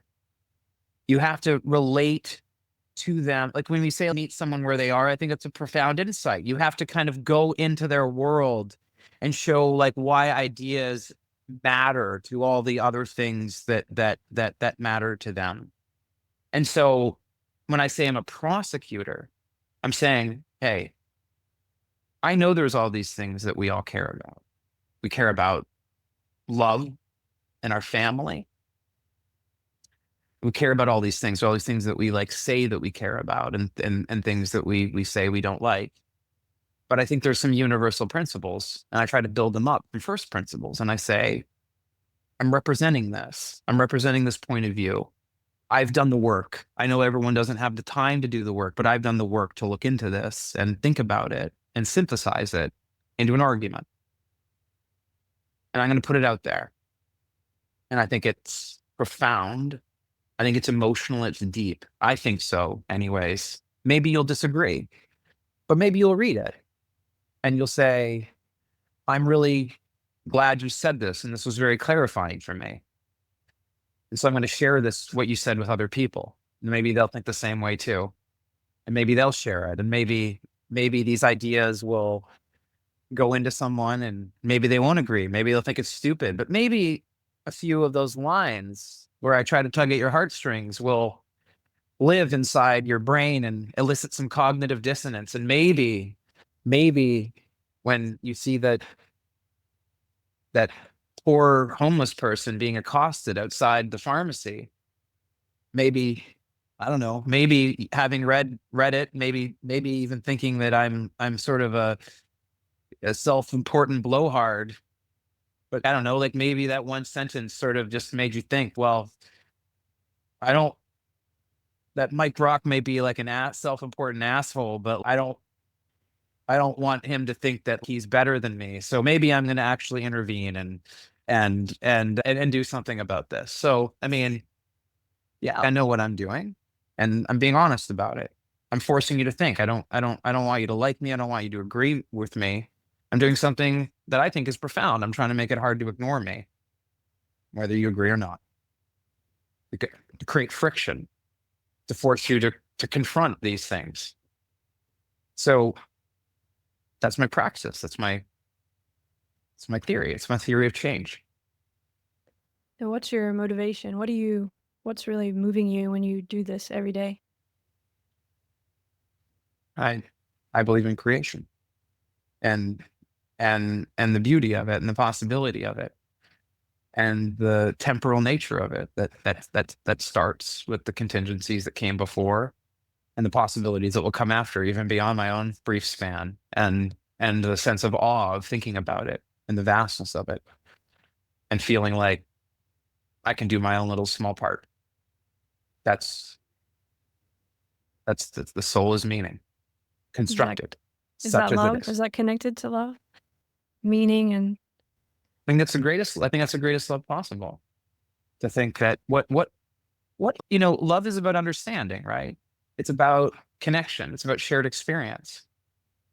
And everything I just said is trying to enable those things. It's trying to make it's trying to enable the possibility of those things, to enable the possibility of love in the tension that must be maintained. Because if the tension fades into chaos or into the cold logic of reason, the tension goes away and meaning disappears. And so I think of what I'm doing as an act of love for that reason.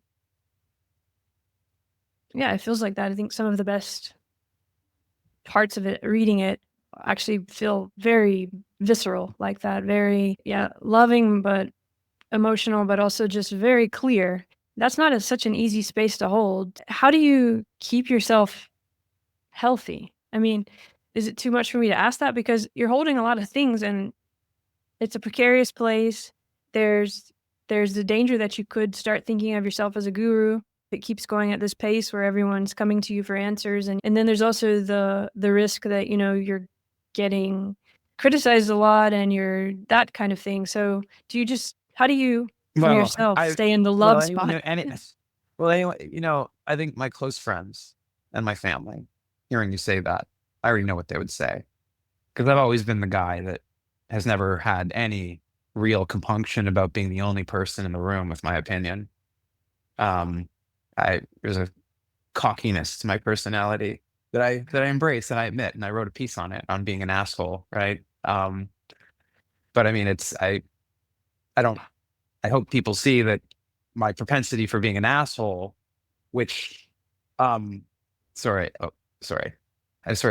my propensity, I should have had that on Do Not Disturb. I apologize.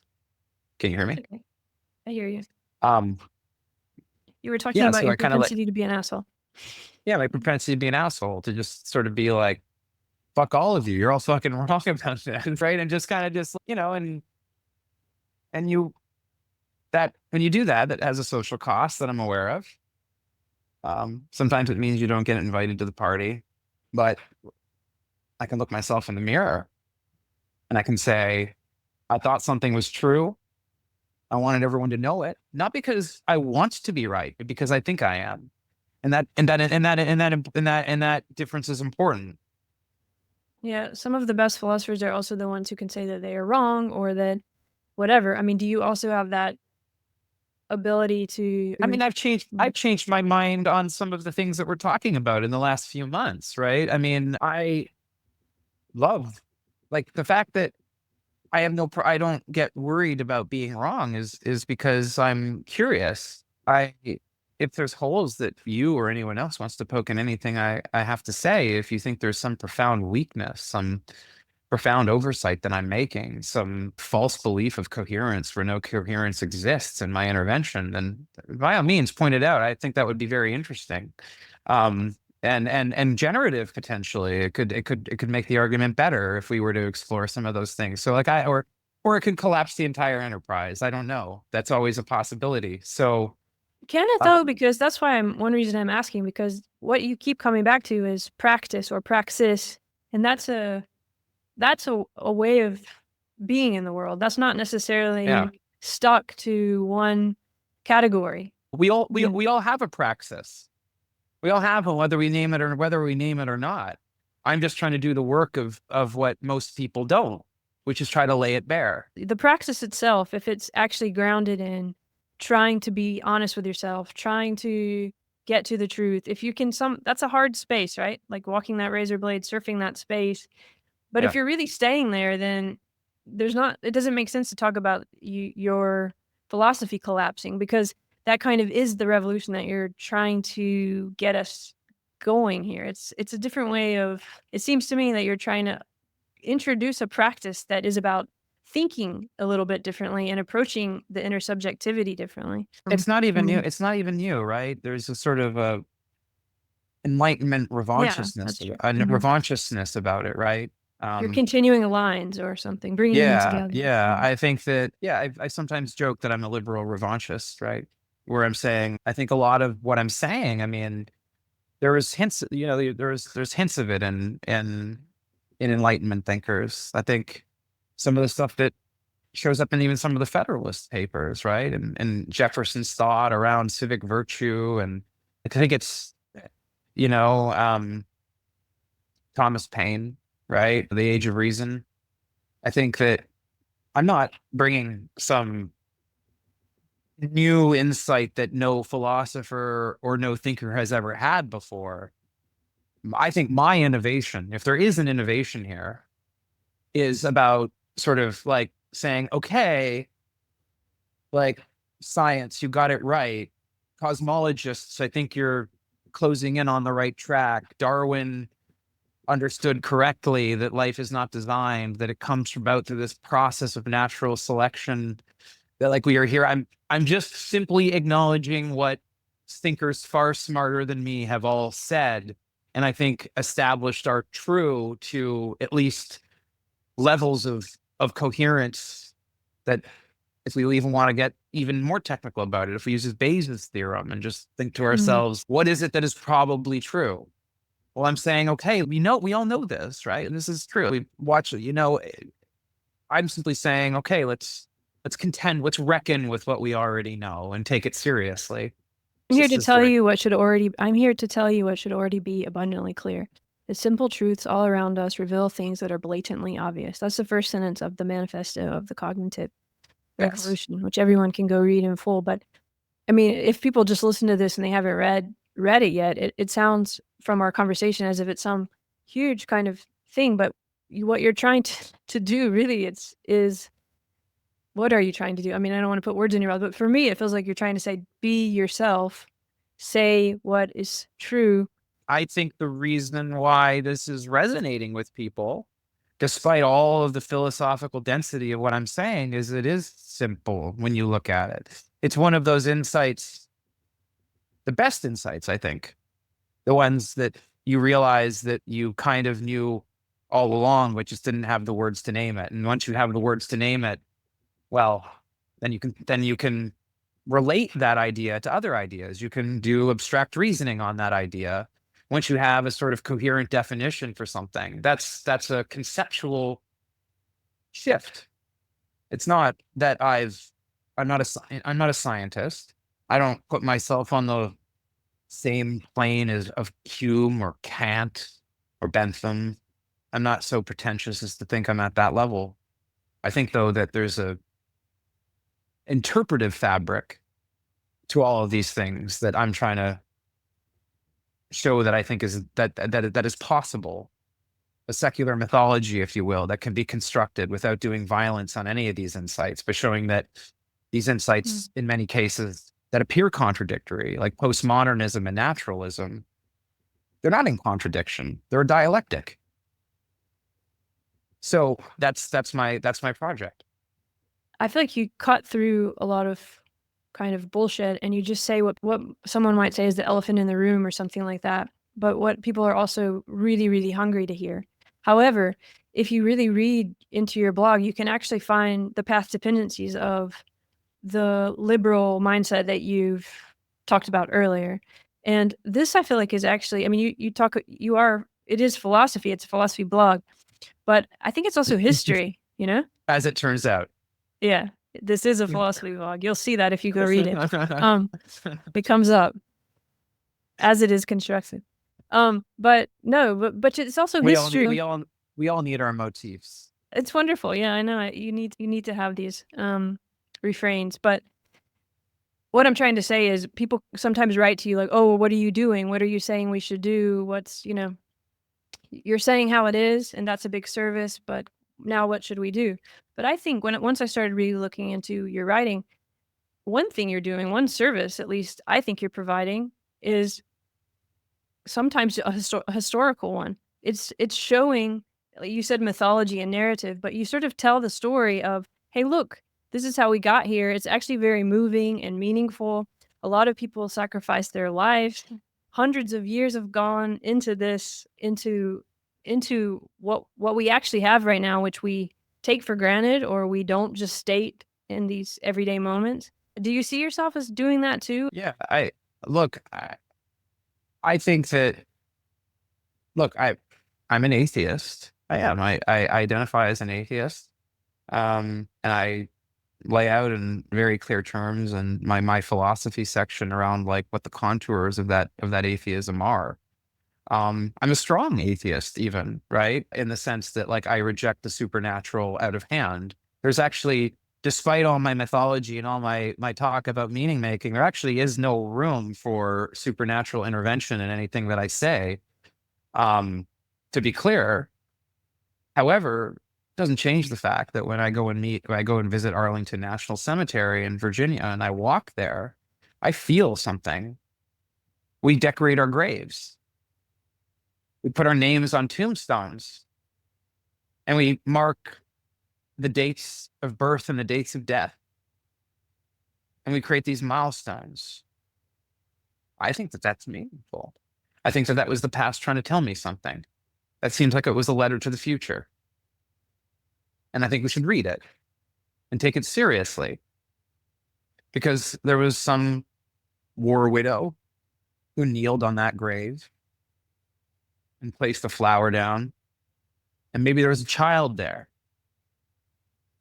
that didn't fully understand what was going on, that didn't know that their parent wasn't coming back. I think that matters. How can it not?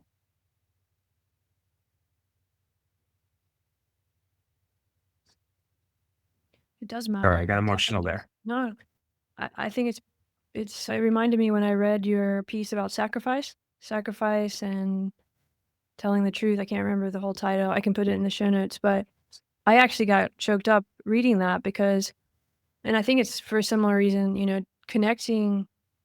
It's like you remember to open this part of yourself that is a real part of yourself that's somehow connected to all that, to all those people who died, to those children who went through who knows what.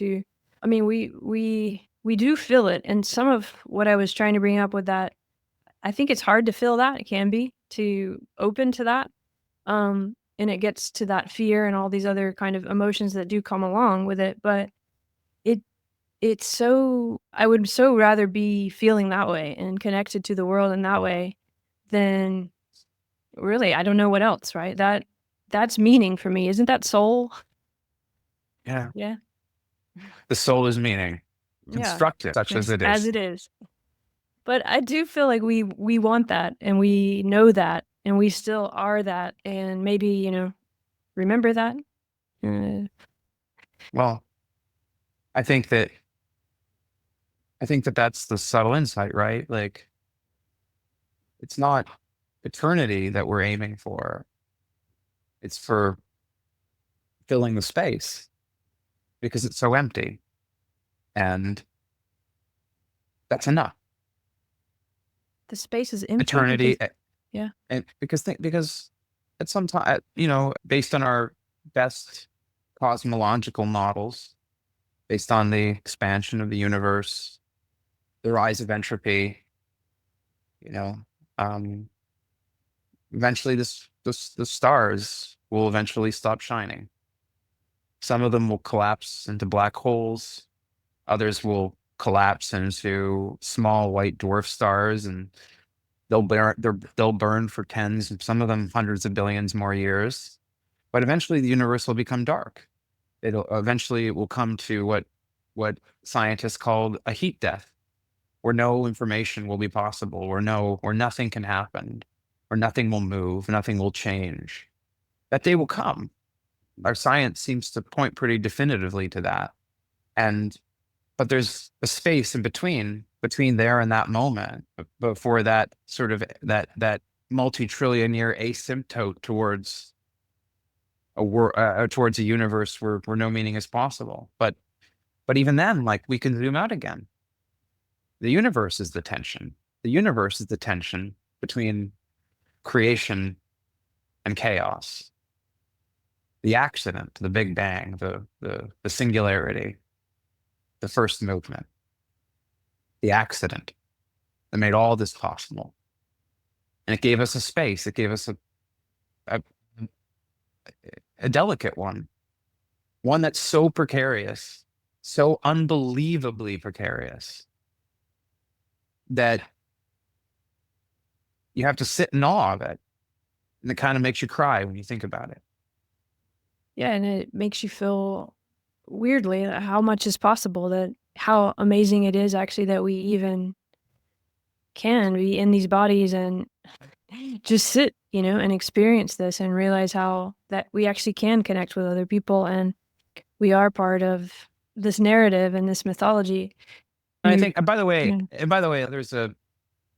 I feel like Carl Sagan, in some sense, practiced a kind of a version of this praxis that I'm espousing, and maybe Christopher Hitchens in a different way, right? That, we remember these figures because they found a way to make these intellectual interventions emotional.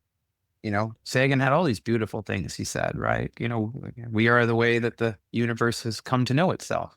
What a beautiful observation. Mhm. I couldn't agree more. And Hitchens? I mean, that's a very interesting pairing of Sagan and Hitchens, because that's really holding the tension there. Yeah, I mean, I think Hitchens embodies something, right? And I know there's a bunch of people jumping out of their headphones right now because, of course, he defended the Iraq War, and has this sort of, he's associated with this sort of neoconservative position. And I'll defend Hitchens for a second here, because I think he was wrong about the Iraq War. But I think he was wrong I think, if we're intellectually honest, for the right reasons. I believe he did think that Saddam Hussein was one of the most evil dictators on the planet. I think it repulsed him, the ethnic cleansing that Hussein meted out among the Kurds in the north, right, and the Shiite minorities, right, and I think it really bothered him. I think it really that the positively fascist rule of the Ba'athist Party in Baghdad, I think it really ate at him, and I think he convinced himself that there was some virtue in bringing an end to that regime. And I think that that's kind of the difference, right, at the end of the day, between like virtue ethics and consequentialist ethics. And I think Hitchens, I think he was a man of virtue, and sometimes he took positions that when challenged against the contingencies of the world didn't turn out very well. But so what? We've done that as a species our entire life. People have been wrong. I think Marx was wrong. I think Marx was wrong for the right reasons in the same way. But I think Hitchens loved humanity. The idea that man wanted to hurt anybody and wasn't really just part of the project of trying to bring an end to hurt, even if he was wrong about how to go about it, or even if he miscalculated about the dangers of his methods. I mean, I think Hitchens was wrong, but for the right reasons. And if we can't acknowledge that, then I don't see how we reconcile anything. If we're just going to put someone into the category of being a bad person because they got it wrong, because they made the wrong calculation. And yes, like we all understand the warning that the road to hell is paved with good intentions. We understand that, but sometimes we just don't know where the road leads. Sometimes it's beyond our epistemic horizon. And so we have to forgive ourselves. So the connection with Sagan and Hitchens is that they're operating from a place we might call love then. Yes. Yeah. It's really beautiful you say that about Hitchens. I've never heard anyone say that about Hitchens. And I didn't necessarily mean all the controversy about the war, but his kind of stance in the world can seem argumentative, or because he's so smart and he's always, coming back. And I often hear people talk of him almost as if in a prickly kind of way that you wouldn't necessarily associate with love. But in fact, he said it himself, though. When I said that I seek not to be liked or loved, I just seek to not be ignored. I think Hitchens said almost exactly that at some point. Because and you think that's a statement of love or something? Yeah, I think it is. It's embodied in this idea about sometimes, telling people what they need to hear rather than what they want to. We recognize this. Good parents recognize this. Good friends recognize this. That like you're not doing someone a service by aiding them in their own delusions. You're not doing them a service by not trying to show them the truth when you know that they believe a lie. So of course it's an act of love.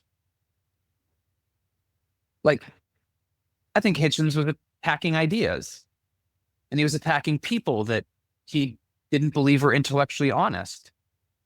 And I think he was right most of the time about most of those interventions. I think that his controversial intervention against Mother Teresa, for example, do people dispute the facts of what he laid out there in The Missionary Position, which was a very provocative book? But I think there is a serious case there, as he documented. I think and that might be very uncomfortable for Christians to hear, but it's also uncomfortable for Catholics to find out that some of their priests are pedophiles. Or, I mean, I'm sorry, but I think he was trying to draw attention to something that was real.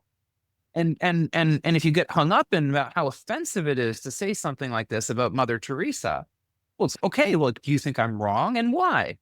You at least owe me that. So yeah, I think it did come from a place of love, because if he's right about that, then she was meting out suffering for people who did not deserve to suffer.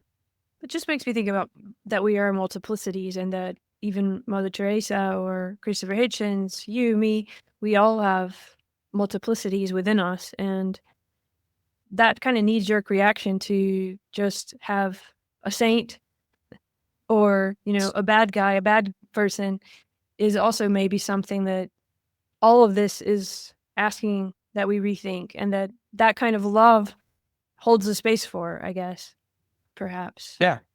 I mean, does anyone really believe Christopher Hitchens was malicious? Or do you think that he really loved ideas and thought that there were truths that people wanted to know? Like, I mean, what were examples of him being malicious, at least in the sense of like he knew he was saying something he thought not to be true in order to hurt someone for the purposes of hurting them, but not to try and offer some corrective. I don't see any evidence that he ever acted that way. Well, I think this is the nuance. I actually met him once, and he is a very, yeah, he's likable, or he was likable. I mean, I think what you're saying resonates. I think he from, loved people and loved humanity. I think that was very clear. but he's also very argumentative, and I think that's what we're trying to separate here. That sometimes being argumentative gets you put into the category of something the opposite of Carl Sagan, where he's clearly talking in a way that's supposed to be harmonizing. Sagan was actually quite argumentative when he came up against anti-science and anti-intellectual views. And while we don't remember that much of him, I think he had a sort of Hitchen-esque quality to him. You know, there are some things that he said. So I would say like that Sagan did have the capacity to be rude against forces of disreason and had actually some pretty negative things to say. Some people quote, you know, one of his last books that he wrote before he died that kind of, I think, predicted the collapse of morality, right, in our modern information economy. And I think he had quite strong things to say about anti-intellectualism, things that you might consider rude if you're one of those people that distrusts intellectualism. So I think I mean, when people say this, it's, can't we just go along to get along? Well, I mean, no, that was never the answer. The answer is there was always a tension that we always have to work things out. That's not what we're going to do. We're not going to go along to get along. That leads to tyranny. That leads to unconsciousness. That leads to our collective death. That seems very much in contrast to what you're bringing out with Sagan and Hitchens, where it's towards order, but it's towards multiplicity. But we see this principle all the time, right? You can find it. It appears to be a universal principle. This, you know, the sort of the tension that we're talking about. I mean, even in the most like pedestrian of thought experiments, right? Like you see a little child standing on the road and there's a bus barreling down and you run out onto the road and you push that child as hard as possible. Maybe you break their arm. Mm-hmm. The trolley problem. Yeah. But I mean, that's the point. That's the Christopher Hitchens. That's making the argument. That's making the intervention, even though it's going to cause pain. It's a principle that stares us in the face, no matter which way we look. It's the tension. How is that? Because that feels like a very, I mean, you're reminding me of, you know, being a teenager and reading, and that feels like a different universe somehow of the Hitchens world than, or that if I think of some people who are in control of the world or in control of countries or in control of whatever, like what's the contrast there with someone who's trying to create tension and chaos, or maybe, I mean, someone could say they're also trying to do that they see, like in the Twitter world, let's say, right?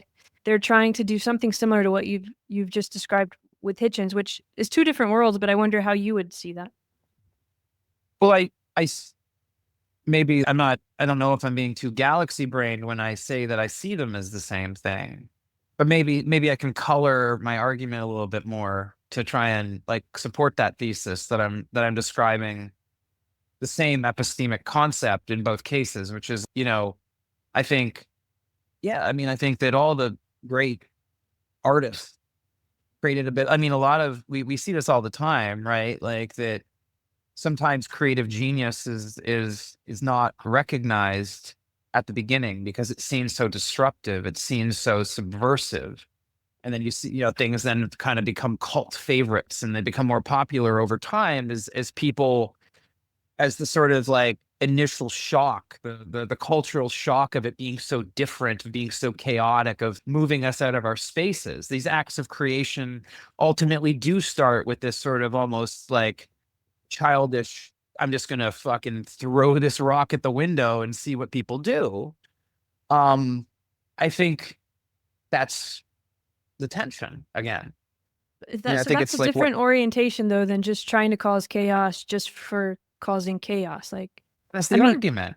yeah, That's the purpose of the argument. It's throwing the rock. It's saying, well, fuck, like, why do we think this? Like, why do you express, like, why do you think what yours is true? Like, I don't say this to offend you. I don't say this to make you feel stupid, but like, it seems to me that what you're saying is wrong. And I don't, and I feel like if I'm a morally responsible agent and I care about other people, then I should intervene now and tell you that you're wrong, because I think it would be a good thing if you stopped convincing other people of that wrong thing that I don't think advances our common interests, that like ladders up towards human flourishing. Don't I have a responsibility to do that if I believe that's true? Or do I have some other undefensible stance that I want to protect your feelings, that I don't want to expose you to a momentary sense of discomfort, to expose you to the pain of cognitive dissonance? It's, well, I mean, that's centering the importance of ego and narcissism as a principle. Like, how can that be true? How can that be love? It's, it shows up in addiction. We talk about enablers, right? I mean, it's there. That's the tension. It's everywhere we look. It's everywhere we look, and all these contradictions in our life. It's that the tension is something that has to be experienced. That the knowledge to be found of how to resolve it is sometimes in the conflict that we are sometimes too afraid to confront and spend too much time trying to avoid.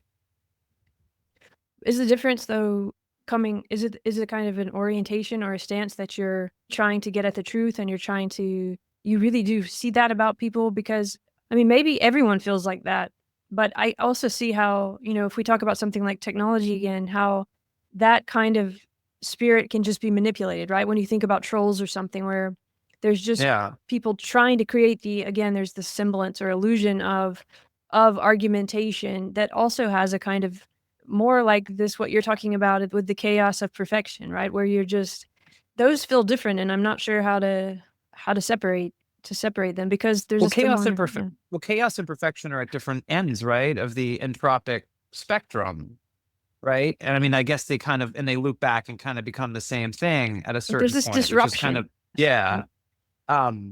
Right now we see a lot of disruption on purpose, flood the zone, or this kind of take everything down, destroy it all. Yeah, and I think this probably needs to be said then, right? Because once again, there's this really hard to talk about dialectic even there, right? Yeah. That needs to be confronted. That a lot of the chaos that's being thrown up, a lot of this zone being flooded, in some sense, right? I have to concede that there might be some necessity of some of it, that it's forcing people like me, quite frankly, to show up and say, okay, like, nothing makes sense to you.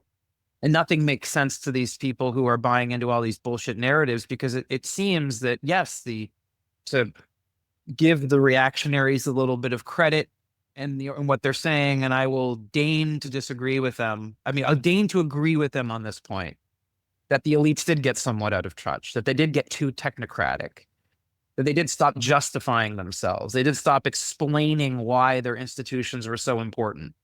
They stopped doing that. They started doing something far more dangerous. They started intellectual gatekeeping. Cancel culture is part of that. Cancel culture. Cancel culture is a form of intellectual gatekeeping. It's a form of saying that we've made a decision on what is true, and there's nothing more to be said. Like when I hear left-wing social justice activists say to me, when I ask them basic questions, basic ethical questions, for no other reason than I'm curious about what motivates them, not because I seek to challenge them. I hope I've shown people that I have a high capacity to respect people's normative foundations wherever they lay. I don't mean to convince like a social justice activist that they shouldn't, that their moral purpose shouldn't be to try and detach bigotry from the world. I think that's a noble goal. I support them in that. I think that we should find a way to do that. The question is how do we be effective at that? And it seems to me that having the conversation is and creating common understanding, that yes, and I can imagine, I can imagine because I've had these conversations with feminists, academic feminists, and I've had them yell in my face. And I've had them say things to me. It's easy for you to say that I should go and convince this conservative that I should have a right to terminate my pregnancy because you're a man and you're white. And this puts me into this sort of curious stance of who am I to say that you should have to argue for your own interests? Who am I to say that you shouldn't just demand that that person be deplatformed and their social media account canceled? Who am I to say that? Well, I am who I am, and I'm going to say the things that I will. You don't have to agree with them, but I think that I observe something very important, that every social movement that was ever successful sought to have people understand. I think Martin Luther King sought to have people understand when they showed the pictures of the Black children living in squalor, in the way in which they were dehumanized, that the act of educating people and making them understand where they're coming from, that yes, a woman that cares about her bodily autonomy would try to make other people understand why it's important to them. Not say that that's not my job to make you understand. This is my right. Well, okay. But I mean, isn't that the totalitarian impulse? The same one that motivates those who are also not seeking to have you understand where they're coming from, like why they believe their God commands them to do this? Aren't you just the other side of this polarity? Aren't you the one that's walling yourself off from the possibility that greater understanding is possible, that we could have moral progress, that there is some compromise to be had? And you tell me that I don't am somehow mansplaining when I say that. Okay. It shouldn't be you. I think this has to do with that path dependency too, and that right now the way the field is, because we don't hold the tension and understand the tension, and because we also seem to have some kind of amnesia about everything, we don't actually understand each other's path dependencies of how we've gotten there. So a woman, for example, in that situation, I can understand it because you're coming with this whole lifetime of having to explain or whatever, and now you kind of, maybe you got to a point where you could just live in this kind of way. Yeah. So maybe you go overboard, or I don't know. But we could talk But about men too, and the manosphere, how they feel similar stuff. hard, and this might be hard for them to believe, but I'm in the same boat as them because I feel Open it up. It's not either or. We Yeah. could all have different stories that are like that, right? But that's not what's held, because you do have your own past dependency that I maybe literally, would as a- actually as a connect you li- with that person. Actually, yeah, as a lifelong democracy activist, at least since I've been in my 20s, I can't believe that I'm sitting here telling people that they should care about democracy. So I can relate to the idea that a woman can't believe that she has to talk about her bodily autonomy. I get it. I get how frustrating it is to feel like you have to have the conversation for something that seems so obvious to you. I mean, everything I'm talking to you about seems so obvious to me, but I'm not sitting here saying, like, refusing to have the conversation and saying it's not my job to explain why it's so obvious that we should have democracy. But that's what a lot of left-wing social justice activists say. That's how they argue, and and yet they're so angry that people like me say this to them. It's one of these things that I find like really frustrating because I am very much not their enemy. It turns out that I agree with most of what they believe, and yet they're so hostile to me and accuse me of being a right-wing conservative. It's like, what are you talking about? It's not mature. I'm sorry. It's not mature. This is me. This is where I'll be a little more Hitchin-esque and say, you need to grow up. there's some nuance there that people hear from different ways, because in a way, what I hear you saying is that's the power, in a way, that you have this history, and yeah, things are obvious to you, but also for that reason, you can open people up to it, right? If you can state it, for example, in the way that you do in the blog, where you just say this is how it is. How is that different from being accusatory or judgmental, I guess? Well, because the intention matters, like the method matters, the context matters. Like when I say what I'm saying to a political feminist, and I hope people can see that I am a feminist. If anybody thinks that they can find some sort of patriarchy in my my thoughts, please write an essay and send it to me, and I'll read it with great Relish. interest, and with as much introspection as my mind will allow. But when I say something like that, I think I'm making a big epistemic point. It's like you have a set of beliefs, and other people have other ones. And what are you saying here? You're saying I demand that they know what they don't know, and it's not my job to make them know. So I seek to exclude them from society instead. I mean, okay. What is constructive about that? Like, I don't know how that general principle turns into moral, social, or political progress. It seems destructive at its core. And so when they hear me sometimes agreeing with the right about wokeism or something like that, that's my point. It's not that I have anything to, it's not that I have nothing but disapprobation and in some cases hatred for the positions that are being advanced by the reactionary right on these matters and others. But when I agree with the critiques of wokeism, it's that I'm saying that it's like I'm saying, like, why do you demand people know what they do not know? Why don't if that is your if that is your thing, if that is the weed that you have up your ass, then your imperative is clear. It is your job to be a teacher, not to say it's not my job to convince you. That is the abandonment of your own agency. It is the abandonment of your own interests. It is the apex of spite. So I don't. So yes, left-wing progressives don't like me because I say that, and it makes them think I'm a conservative, but I don't know what the fuck they're talking about.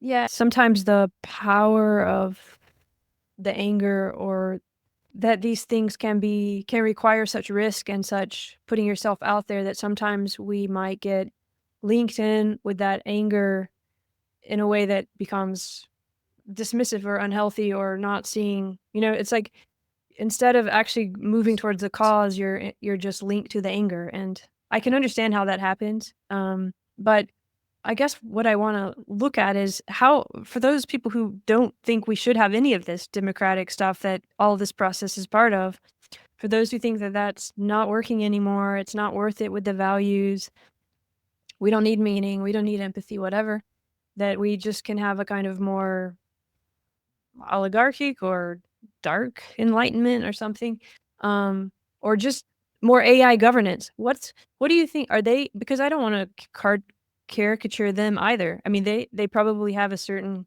stance too, right? And a belief. Can you help me understand what that is? Yeah, but even now, I'm not mocking these people. I'm saying what I think they need to hear, not necessarily what they want to hear. Like something that I think is true, that I think that their moral calling, based on what they say, the only way it can be practically implemented is through persuasion. And so I say, why don't you be persuasive rather than dismissive? Like it's if that's mansplaining, like, embrace that power, embrace that power. Mansplaining, if that's mansplaining, if that's not being aware of my subject position and the ease with which they think I'm able to say that versus them, maybe that's even true. But like sometimes you need outside perspective. Sometimes you need somebody who's outside the emotion of your position to help show you some objectivity. I think that's true of me as it is of anyone else. There's been many times in my life where I was just so angry, and it took my friend or my family to say, well, shouldn't you look at it this way? Isn't there another way that you can approach this? Maybe this person thinks this because of this reason. Well, when someone says to someone like me, check your privilege, they're giving the opposite of that advice.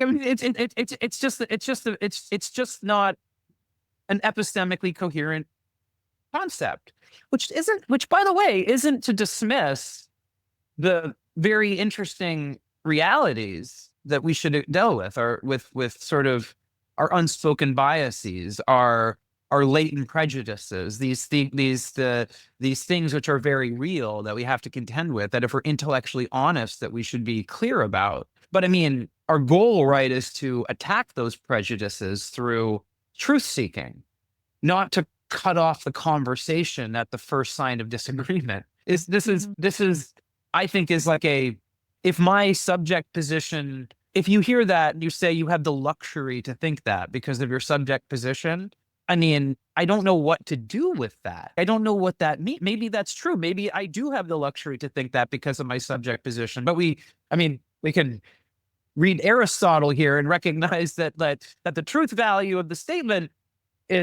exists independent of the person. So if you think I am wrong and that my wrongness stems from my subject position, then the very least you owe me is to show me how that's true.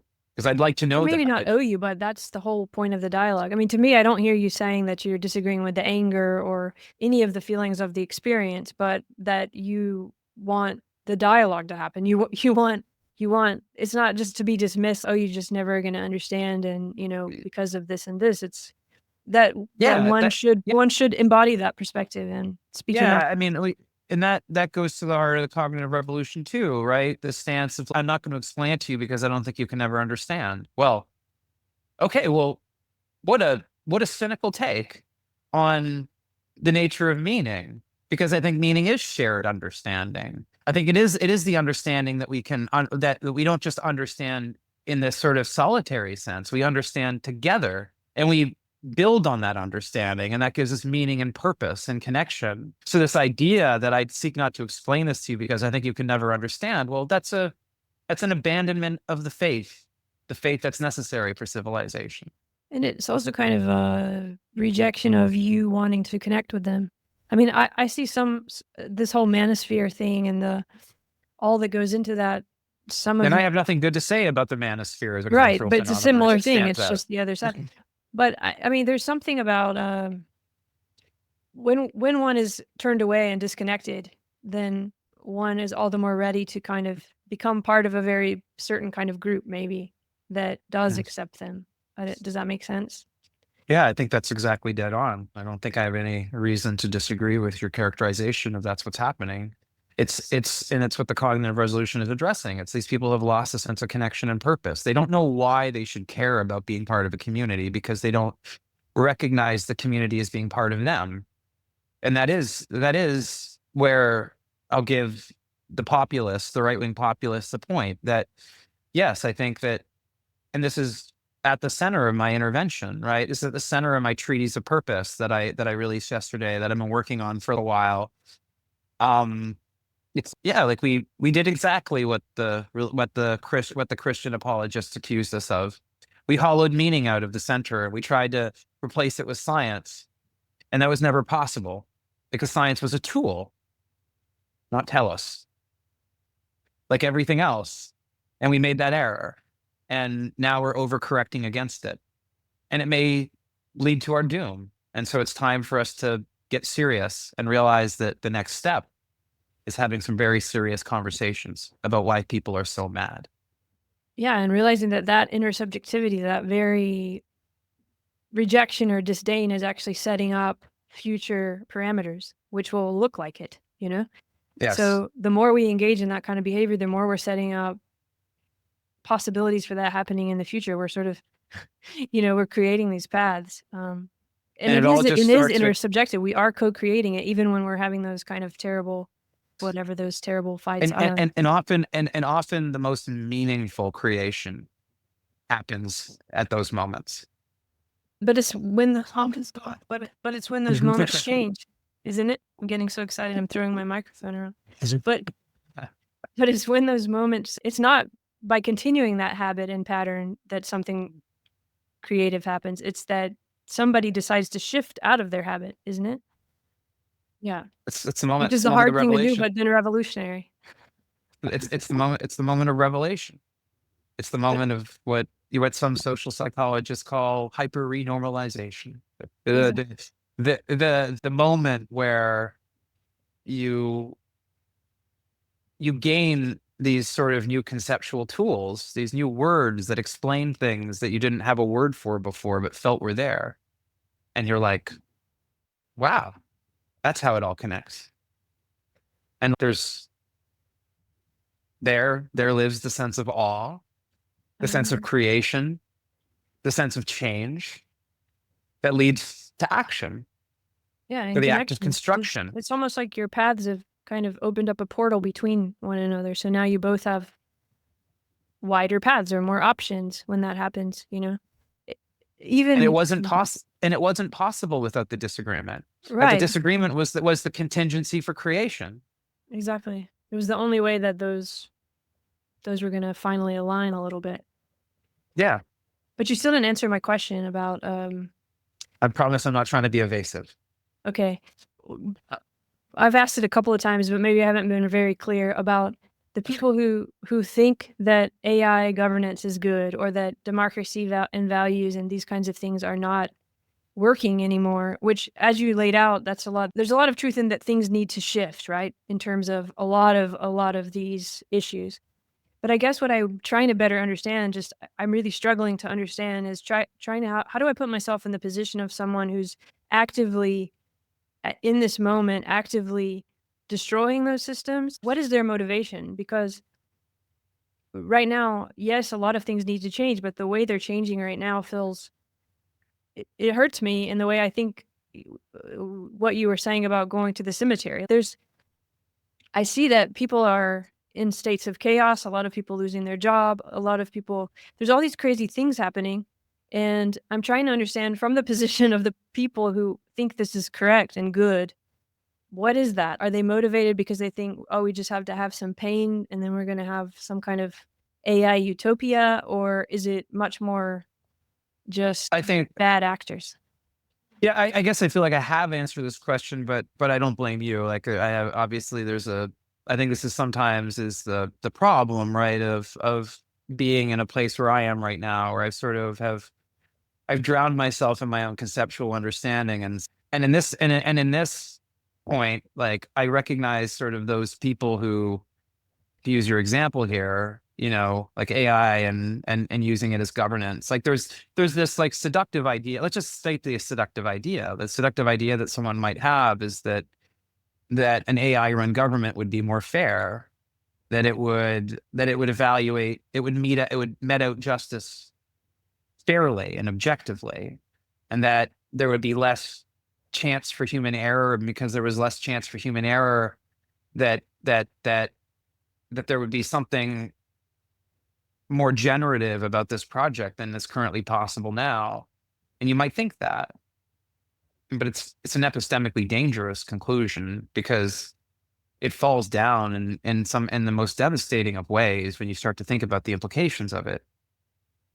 The first is the cognitive our cognitive horizons, right? In order to be responsible citizens, we have to be able to understand the world in which we live. We have to understand the rules, and we have to be able to those rules have to be cognizable to humans. They can't be beyond us. It can't be a mystery why the giant AI in the sky makes the decisions that it does. It has to be transparent. It has to be contestable. There has to be the potential to say that this rule that you have, this decision that you keep making, is leading to all this unhappiness over here. And wouldn't it be better if we did it this way as well? And then the assumption that the AI would just know that. But then Hume's guillotine comes back in, and it's, well, okay, but you think that the AI is going to generate its normative positions on its own, and that those will represent us? Really? I mean, there's bureaucratic inefficiency, and then there's bureaucratic kindness. When you've gone to the DMV 2 or 3 times to get your forms in order, and then eventually the kind clerk just breaks a little rule here to make your day a little bit easier and stamps the form. Like, that's not something that a robot that's told to strictly follow the rules will ever do. To give that little affordance, that human touch, that connection of, fuck it, your happiness right now and your stress, your child who's at home in between chemotherapy sessions, and here you are standing at the DMV for hours trying to fix your car registration, like, and I'm just going to be like, fuck it, maybe risk getting in trouble with my job, and I'm just going to stamp approved on the form here for you. I mean, that's the world I want to live in, where there's a possibility space for things like that, because that's meaningful. It's an expression of love that transcends the cold rules of logic and law. It's a domain Do you of think, prudence. do you think there are people who clearly are making a choice against that kind of a world? Isn't that what you see with Elon Musk and Peter Thiel and Curtis Yarvin? That's what I It see. looks I like see that, the but I guess that's the question.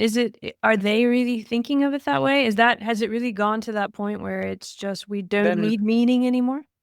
Just well, forget, because that's very, I very, I deduce that they're doing it. I deduce they see the world that way, whether they recognize it themselves. Because if they don't, then I demand that they explain to me what the normative basis is for their statement of efficiency.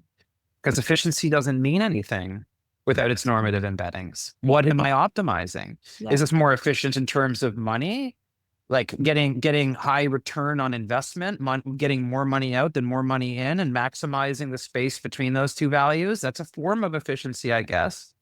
Energy is another, but there's this other entire space. It's, my wife likes to see Broadway shows and operas and live performances. What does it mean to have an efficient performance, an efficient orchestra? What does that mean? Explain it to me. And if you don't have an answer, then when you say to me that you just believe in making the government more efficient, that's just what I believe. I think it's better than this messy democratic deliberation that you talk about, Mike. It's okay. Maybe that's true. But what is it that you're optimizing for? Please tell me, because I haven't heard it yet. And I've read your thousands of pages of writing, Curtis Yarvin. I've read, William McCaskill and his effective altruism. What are you optimizing for? Human flourishing, the maximum number of humans that could possibly exist in a far off future? Why? It's that's it. That's in my secular mythology, that's the temptation of Satan right there. To basically go down that path and never answer that question, and just let the logic of technology and reason lead you to the conclusions it was always going to lead you to, given the starting point. Because it's algorithmic. That reminds me of what we were talking about before, and it's what I was trying to bridge, actually, is that mentality of block out everything that doesn't fit to the current business model, the linear business model.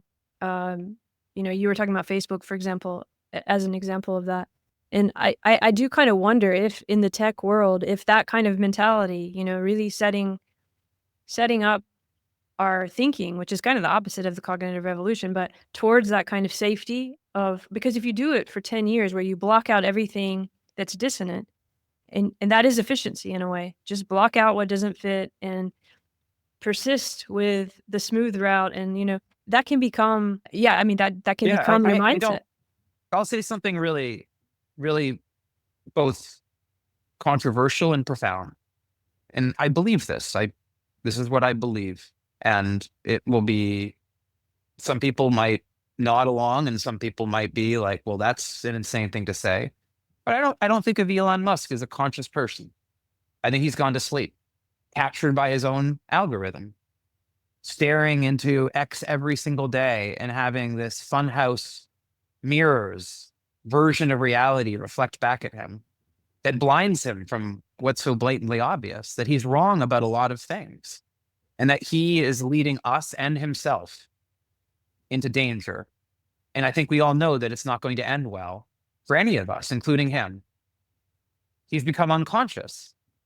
And that's where the path of efficiency and believing everything is an optimization problem leads. It leads to consciousness. It leads to, like I said, I'm an atheist, but I use this as a mythology, a tool.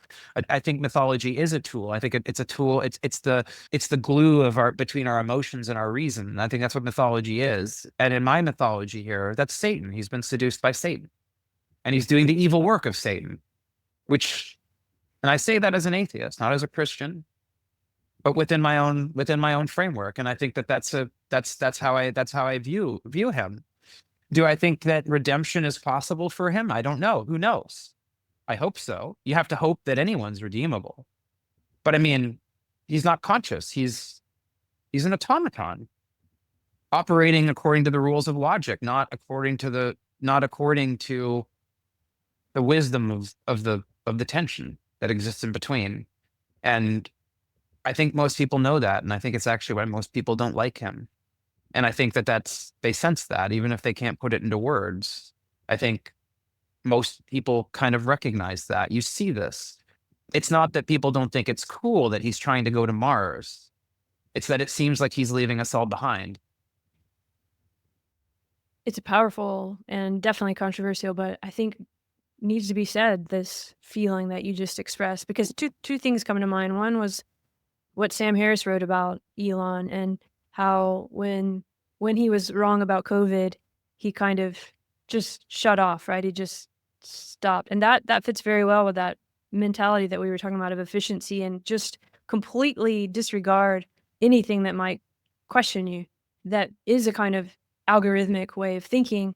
You can see this too. You can Yeah. see the petulance that with which he acts when he's confronted. Or even the reality. automaton-ishness. And this is kind of at a different level almost, where there's, it's weird to feel empathy for someone who says that empathy is the problem. If he really said that on Joe Rogan, I don't know, I haven't actually listened to it.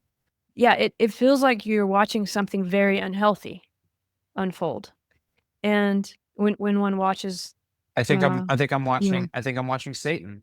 I think I'm looking into the eyes of Satan. Not that Elon Musk is Satan, but that, like, in this secular mythological framework of what Satan and evil is, it's the darkness of entropy closing in on us. And it shows up in this way, this seduction of, look, like the algorithm is so beautiful, it explains everything.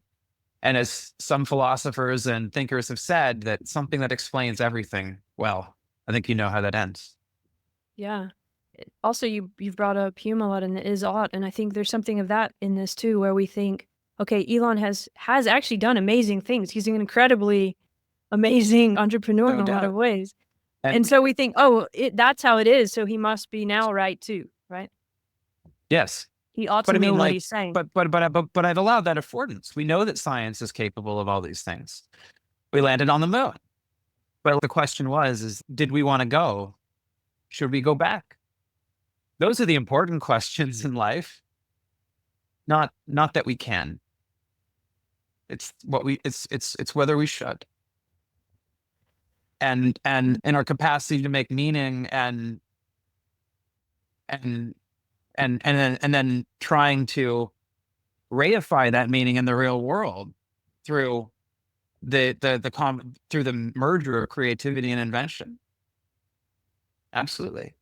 Elon Musk has done great, fantastic things using our beautiful conceptual, intellectual tools of science and inquiry and engineering and mathematics and all of the social structures of institutions that allowed him to form corporations, to be protected by law, property rights. Right, all the stuff you lay out in your blog, right? This whole history that are now perhaps. And he sees himself, and he sees himself of having transcended all of that, but he hasn't. He hasn't transcended any of it. But he's standing on the shoulders of giants and looking down and saying, I could have gotten here without any of you. And I look up and I look up at him and I say, well, if you think that, then you've clearly been tempted by Satan. And Satan has convinced you of something. He's convinced you of your own ego. He's convinced you of your own independence from the contingencies of your own existence. And to go there is to go into nothingness. It's to become unconscious. It is to die. Because who cares if we go to Mars if there's no one to go? Or if no one wants to? Or if we don't feel love and we don't feel that what we felt when what you described happened when we landed on the moon. I want to go to. And the thing is, I want to go to Mars. Listen, I Wow. mean, I want to. I think there's great romance in us colonizing the stars. How could I not think that? But I want to go there with purpose and with heart, and like you said, with love, Meaning. Yeah. with And meaning. And I I want it think to matter. I want it to matter when you look back and see the little speck in the sky and say, see that right there? That's soul. That's where the solar system is. That's where humans came from. yeah, and that wash of love that we all have heard the stories of the first people who went to the moon and they saw the earth from above, or even now when you go and you see how delicate and incredible it is, that's love, and that feels very different from this algorithmic way of thinking that we've been sort of talking about, which I think people don't realize that can happen in small ways, right? You talk about that too. If democracy ends with these very small steps, that we can very slowly actually become kind of algorithmic in that way and lose touch with this meaning and love, which is actually what we want. We Yeah. can lose our way. We could forget this. We could forget this. There's this really beautiful line in the movie Interstellar, the I Christopher love that. Nolan film. And I don't know if Nolan wrote this or one of the other screenwriters came up with it, but it's a really beautiful point that, the joke, right? Newton's third law of motion in the movie, that the only way that humans have ever figured out how to get somewhere is to leave something behind. Well, I think that encapsulates a really beautiful, poetic way of describing sort of the nature of meaning and our contingencies.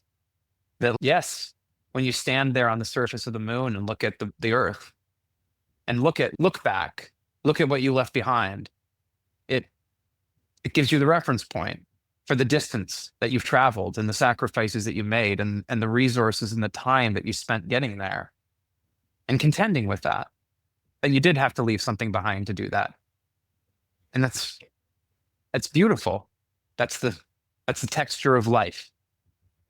So you think that could be happening now, that we could be leaving some things behind that we're going to finally be able to see for the first time fully, in a way? Isn't that what we're doing now?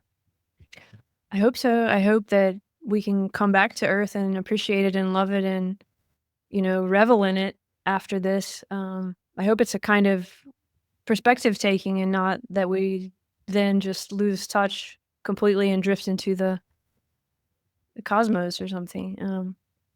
I guess it could go either way, right? That's part of why we need all these kinds of revolutions, so to speak. And this is what I think. I think this is my argument, pretentious as it is, that the cognitive revolution, I think, it either happens or it doesn't. And I don't know what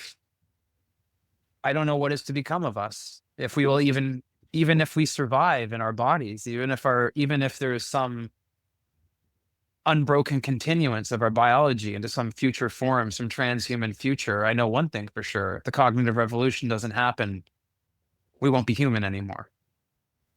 Yeah, and love is part of that. It's definitely what we want to choose, I think. It's weird when you were talking about that story earlier with Elon and stuff. I was also thinking, this revolution that we've talked about, I've talked about it in different ways, but you're calling it a cognitive revolution.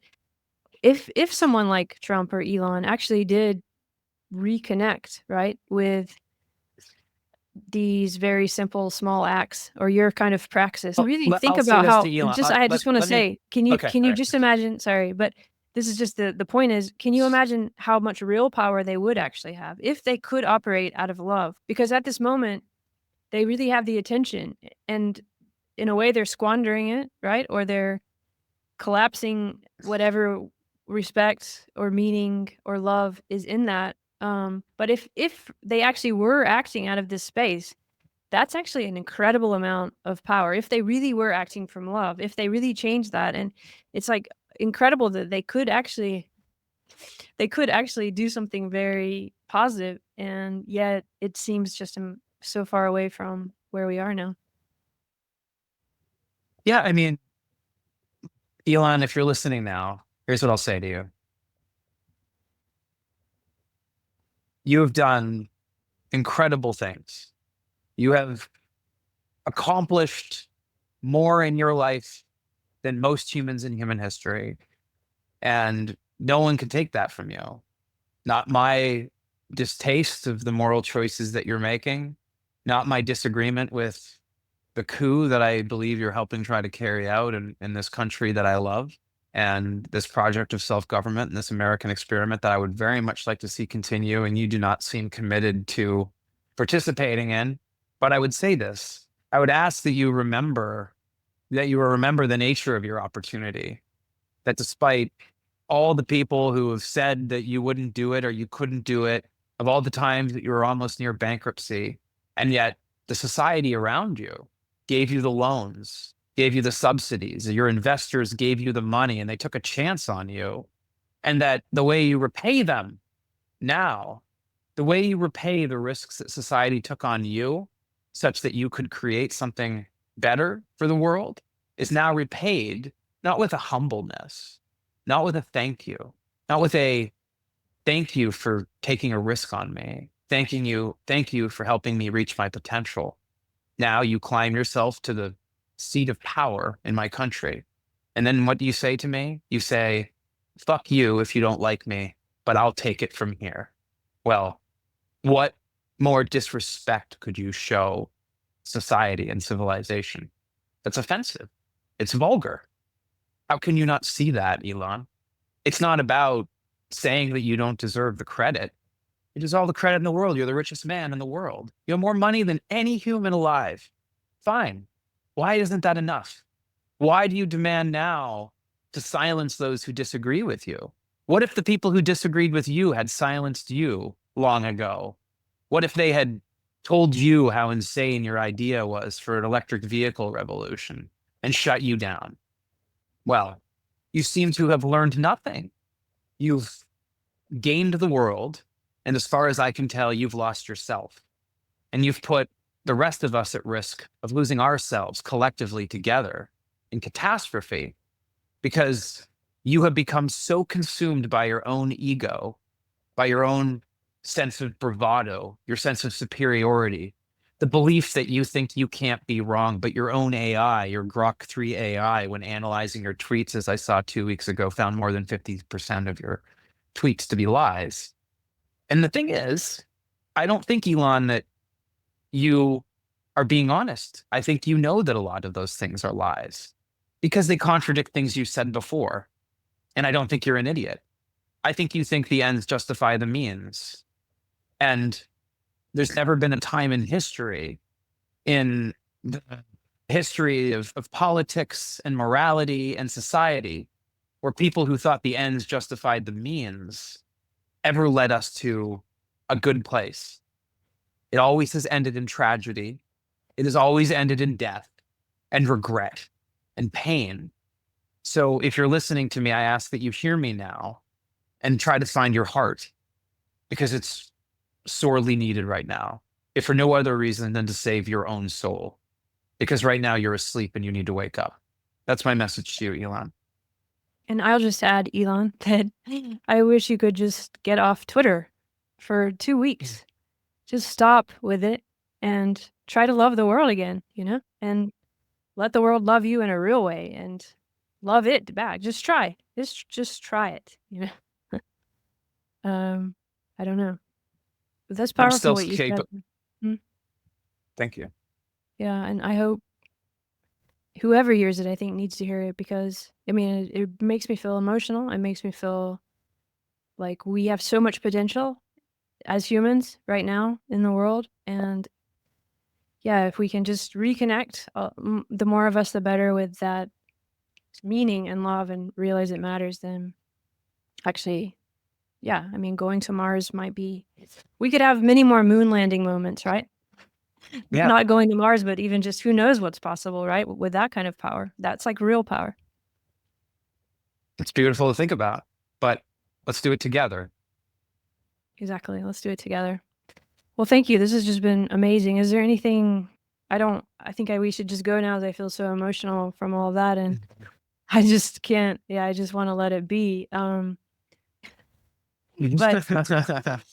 I want to give you a chance. Is there anything like we didn't talk about that we should add, we should say that you want to I want to say? give everyone a piece of advice. And this was a piece of advice that a philosopher, Vlad Vexler, from the UK, gave me, personal advice. And I think it's brilliant. And I think it grounds you and sort of like giving you a sense of purpose of how to move forward today. This is the time. This is not a time of judgment. It's a time of confusion. It's a time where everything is up in the air and nobody knows where this is going. This is a time to take risks with yourself, but to take the most virtuous of risks, to be your most authentic self every minute of every day. Because who knows what happens next? Maybe we're on the verge of a third world war. Maybe it gets that bad. But the point is, the simple insight that like to live without regrets, to live according to your values, to live every day as your most authentic self, to call out the lie when no one else will, to show that act of kindness when you see that person in distress. These small things, these are the backbone of democracy. The belief, the faith that when we all work together, we all look out for each other, we can resolve our differences. We can sit down and have a coffee, and then we can have elections. And sometimes we'll get our way and sometimes we won't. The way we all get there is by first being our authentic self and do it every day, every minute of every 24 hours. And I think that's the advice that I'll leave everyone with. And that's the kernel from which I think we can have our cognitive revolution. Yeah, I was about to say that is the revolution, and let's all join it. All right. Love. Yeah. All right. Well, gosh, thanks for spending 3 hours with me. And It was great. We can do it again. We can do it again. Yeah, maybe we should do it again soon. There's lots of stuff to talk about. I know there would be many subjects that we didn't get to, but that felt very powerful, and I think a lot of people will. Yeah, I think you gave something to some people. So, thanks. Well, you're welcome.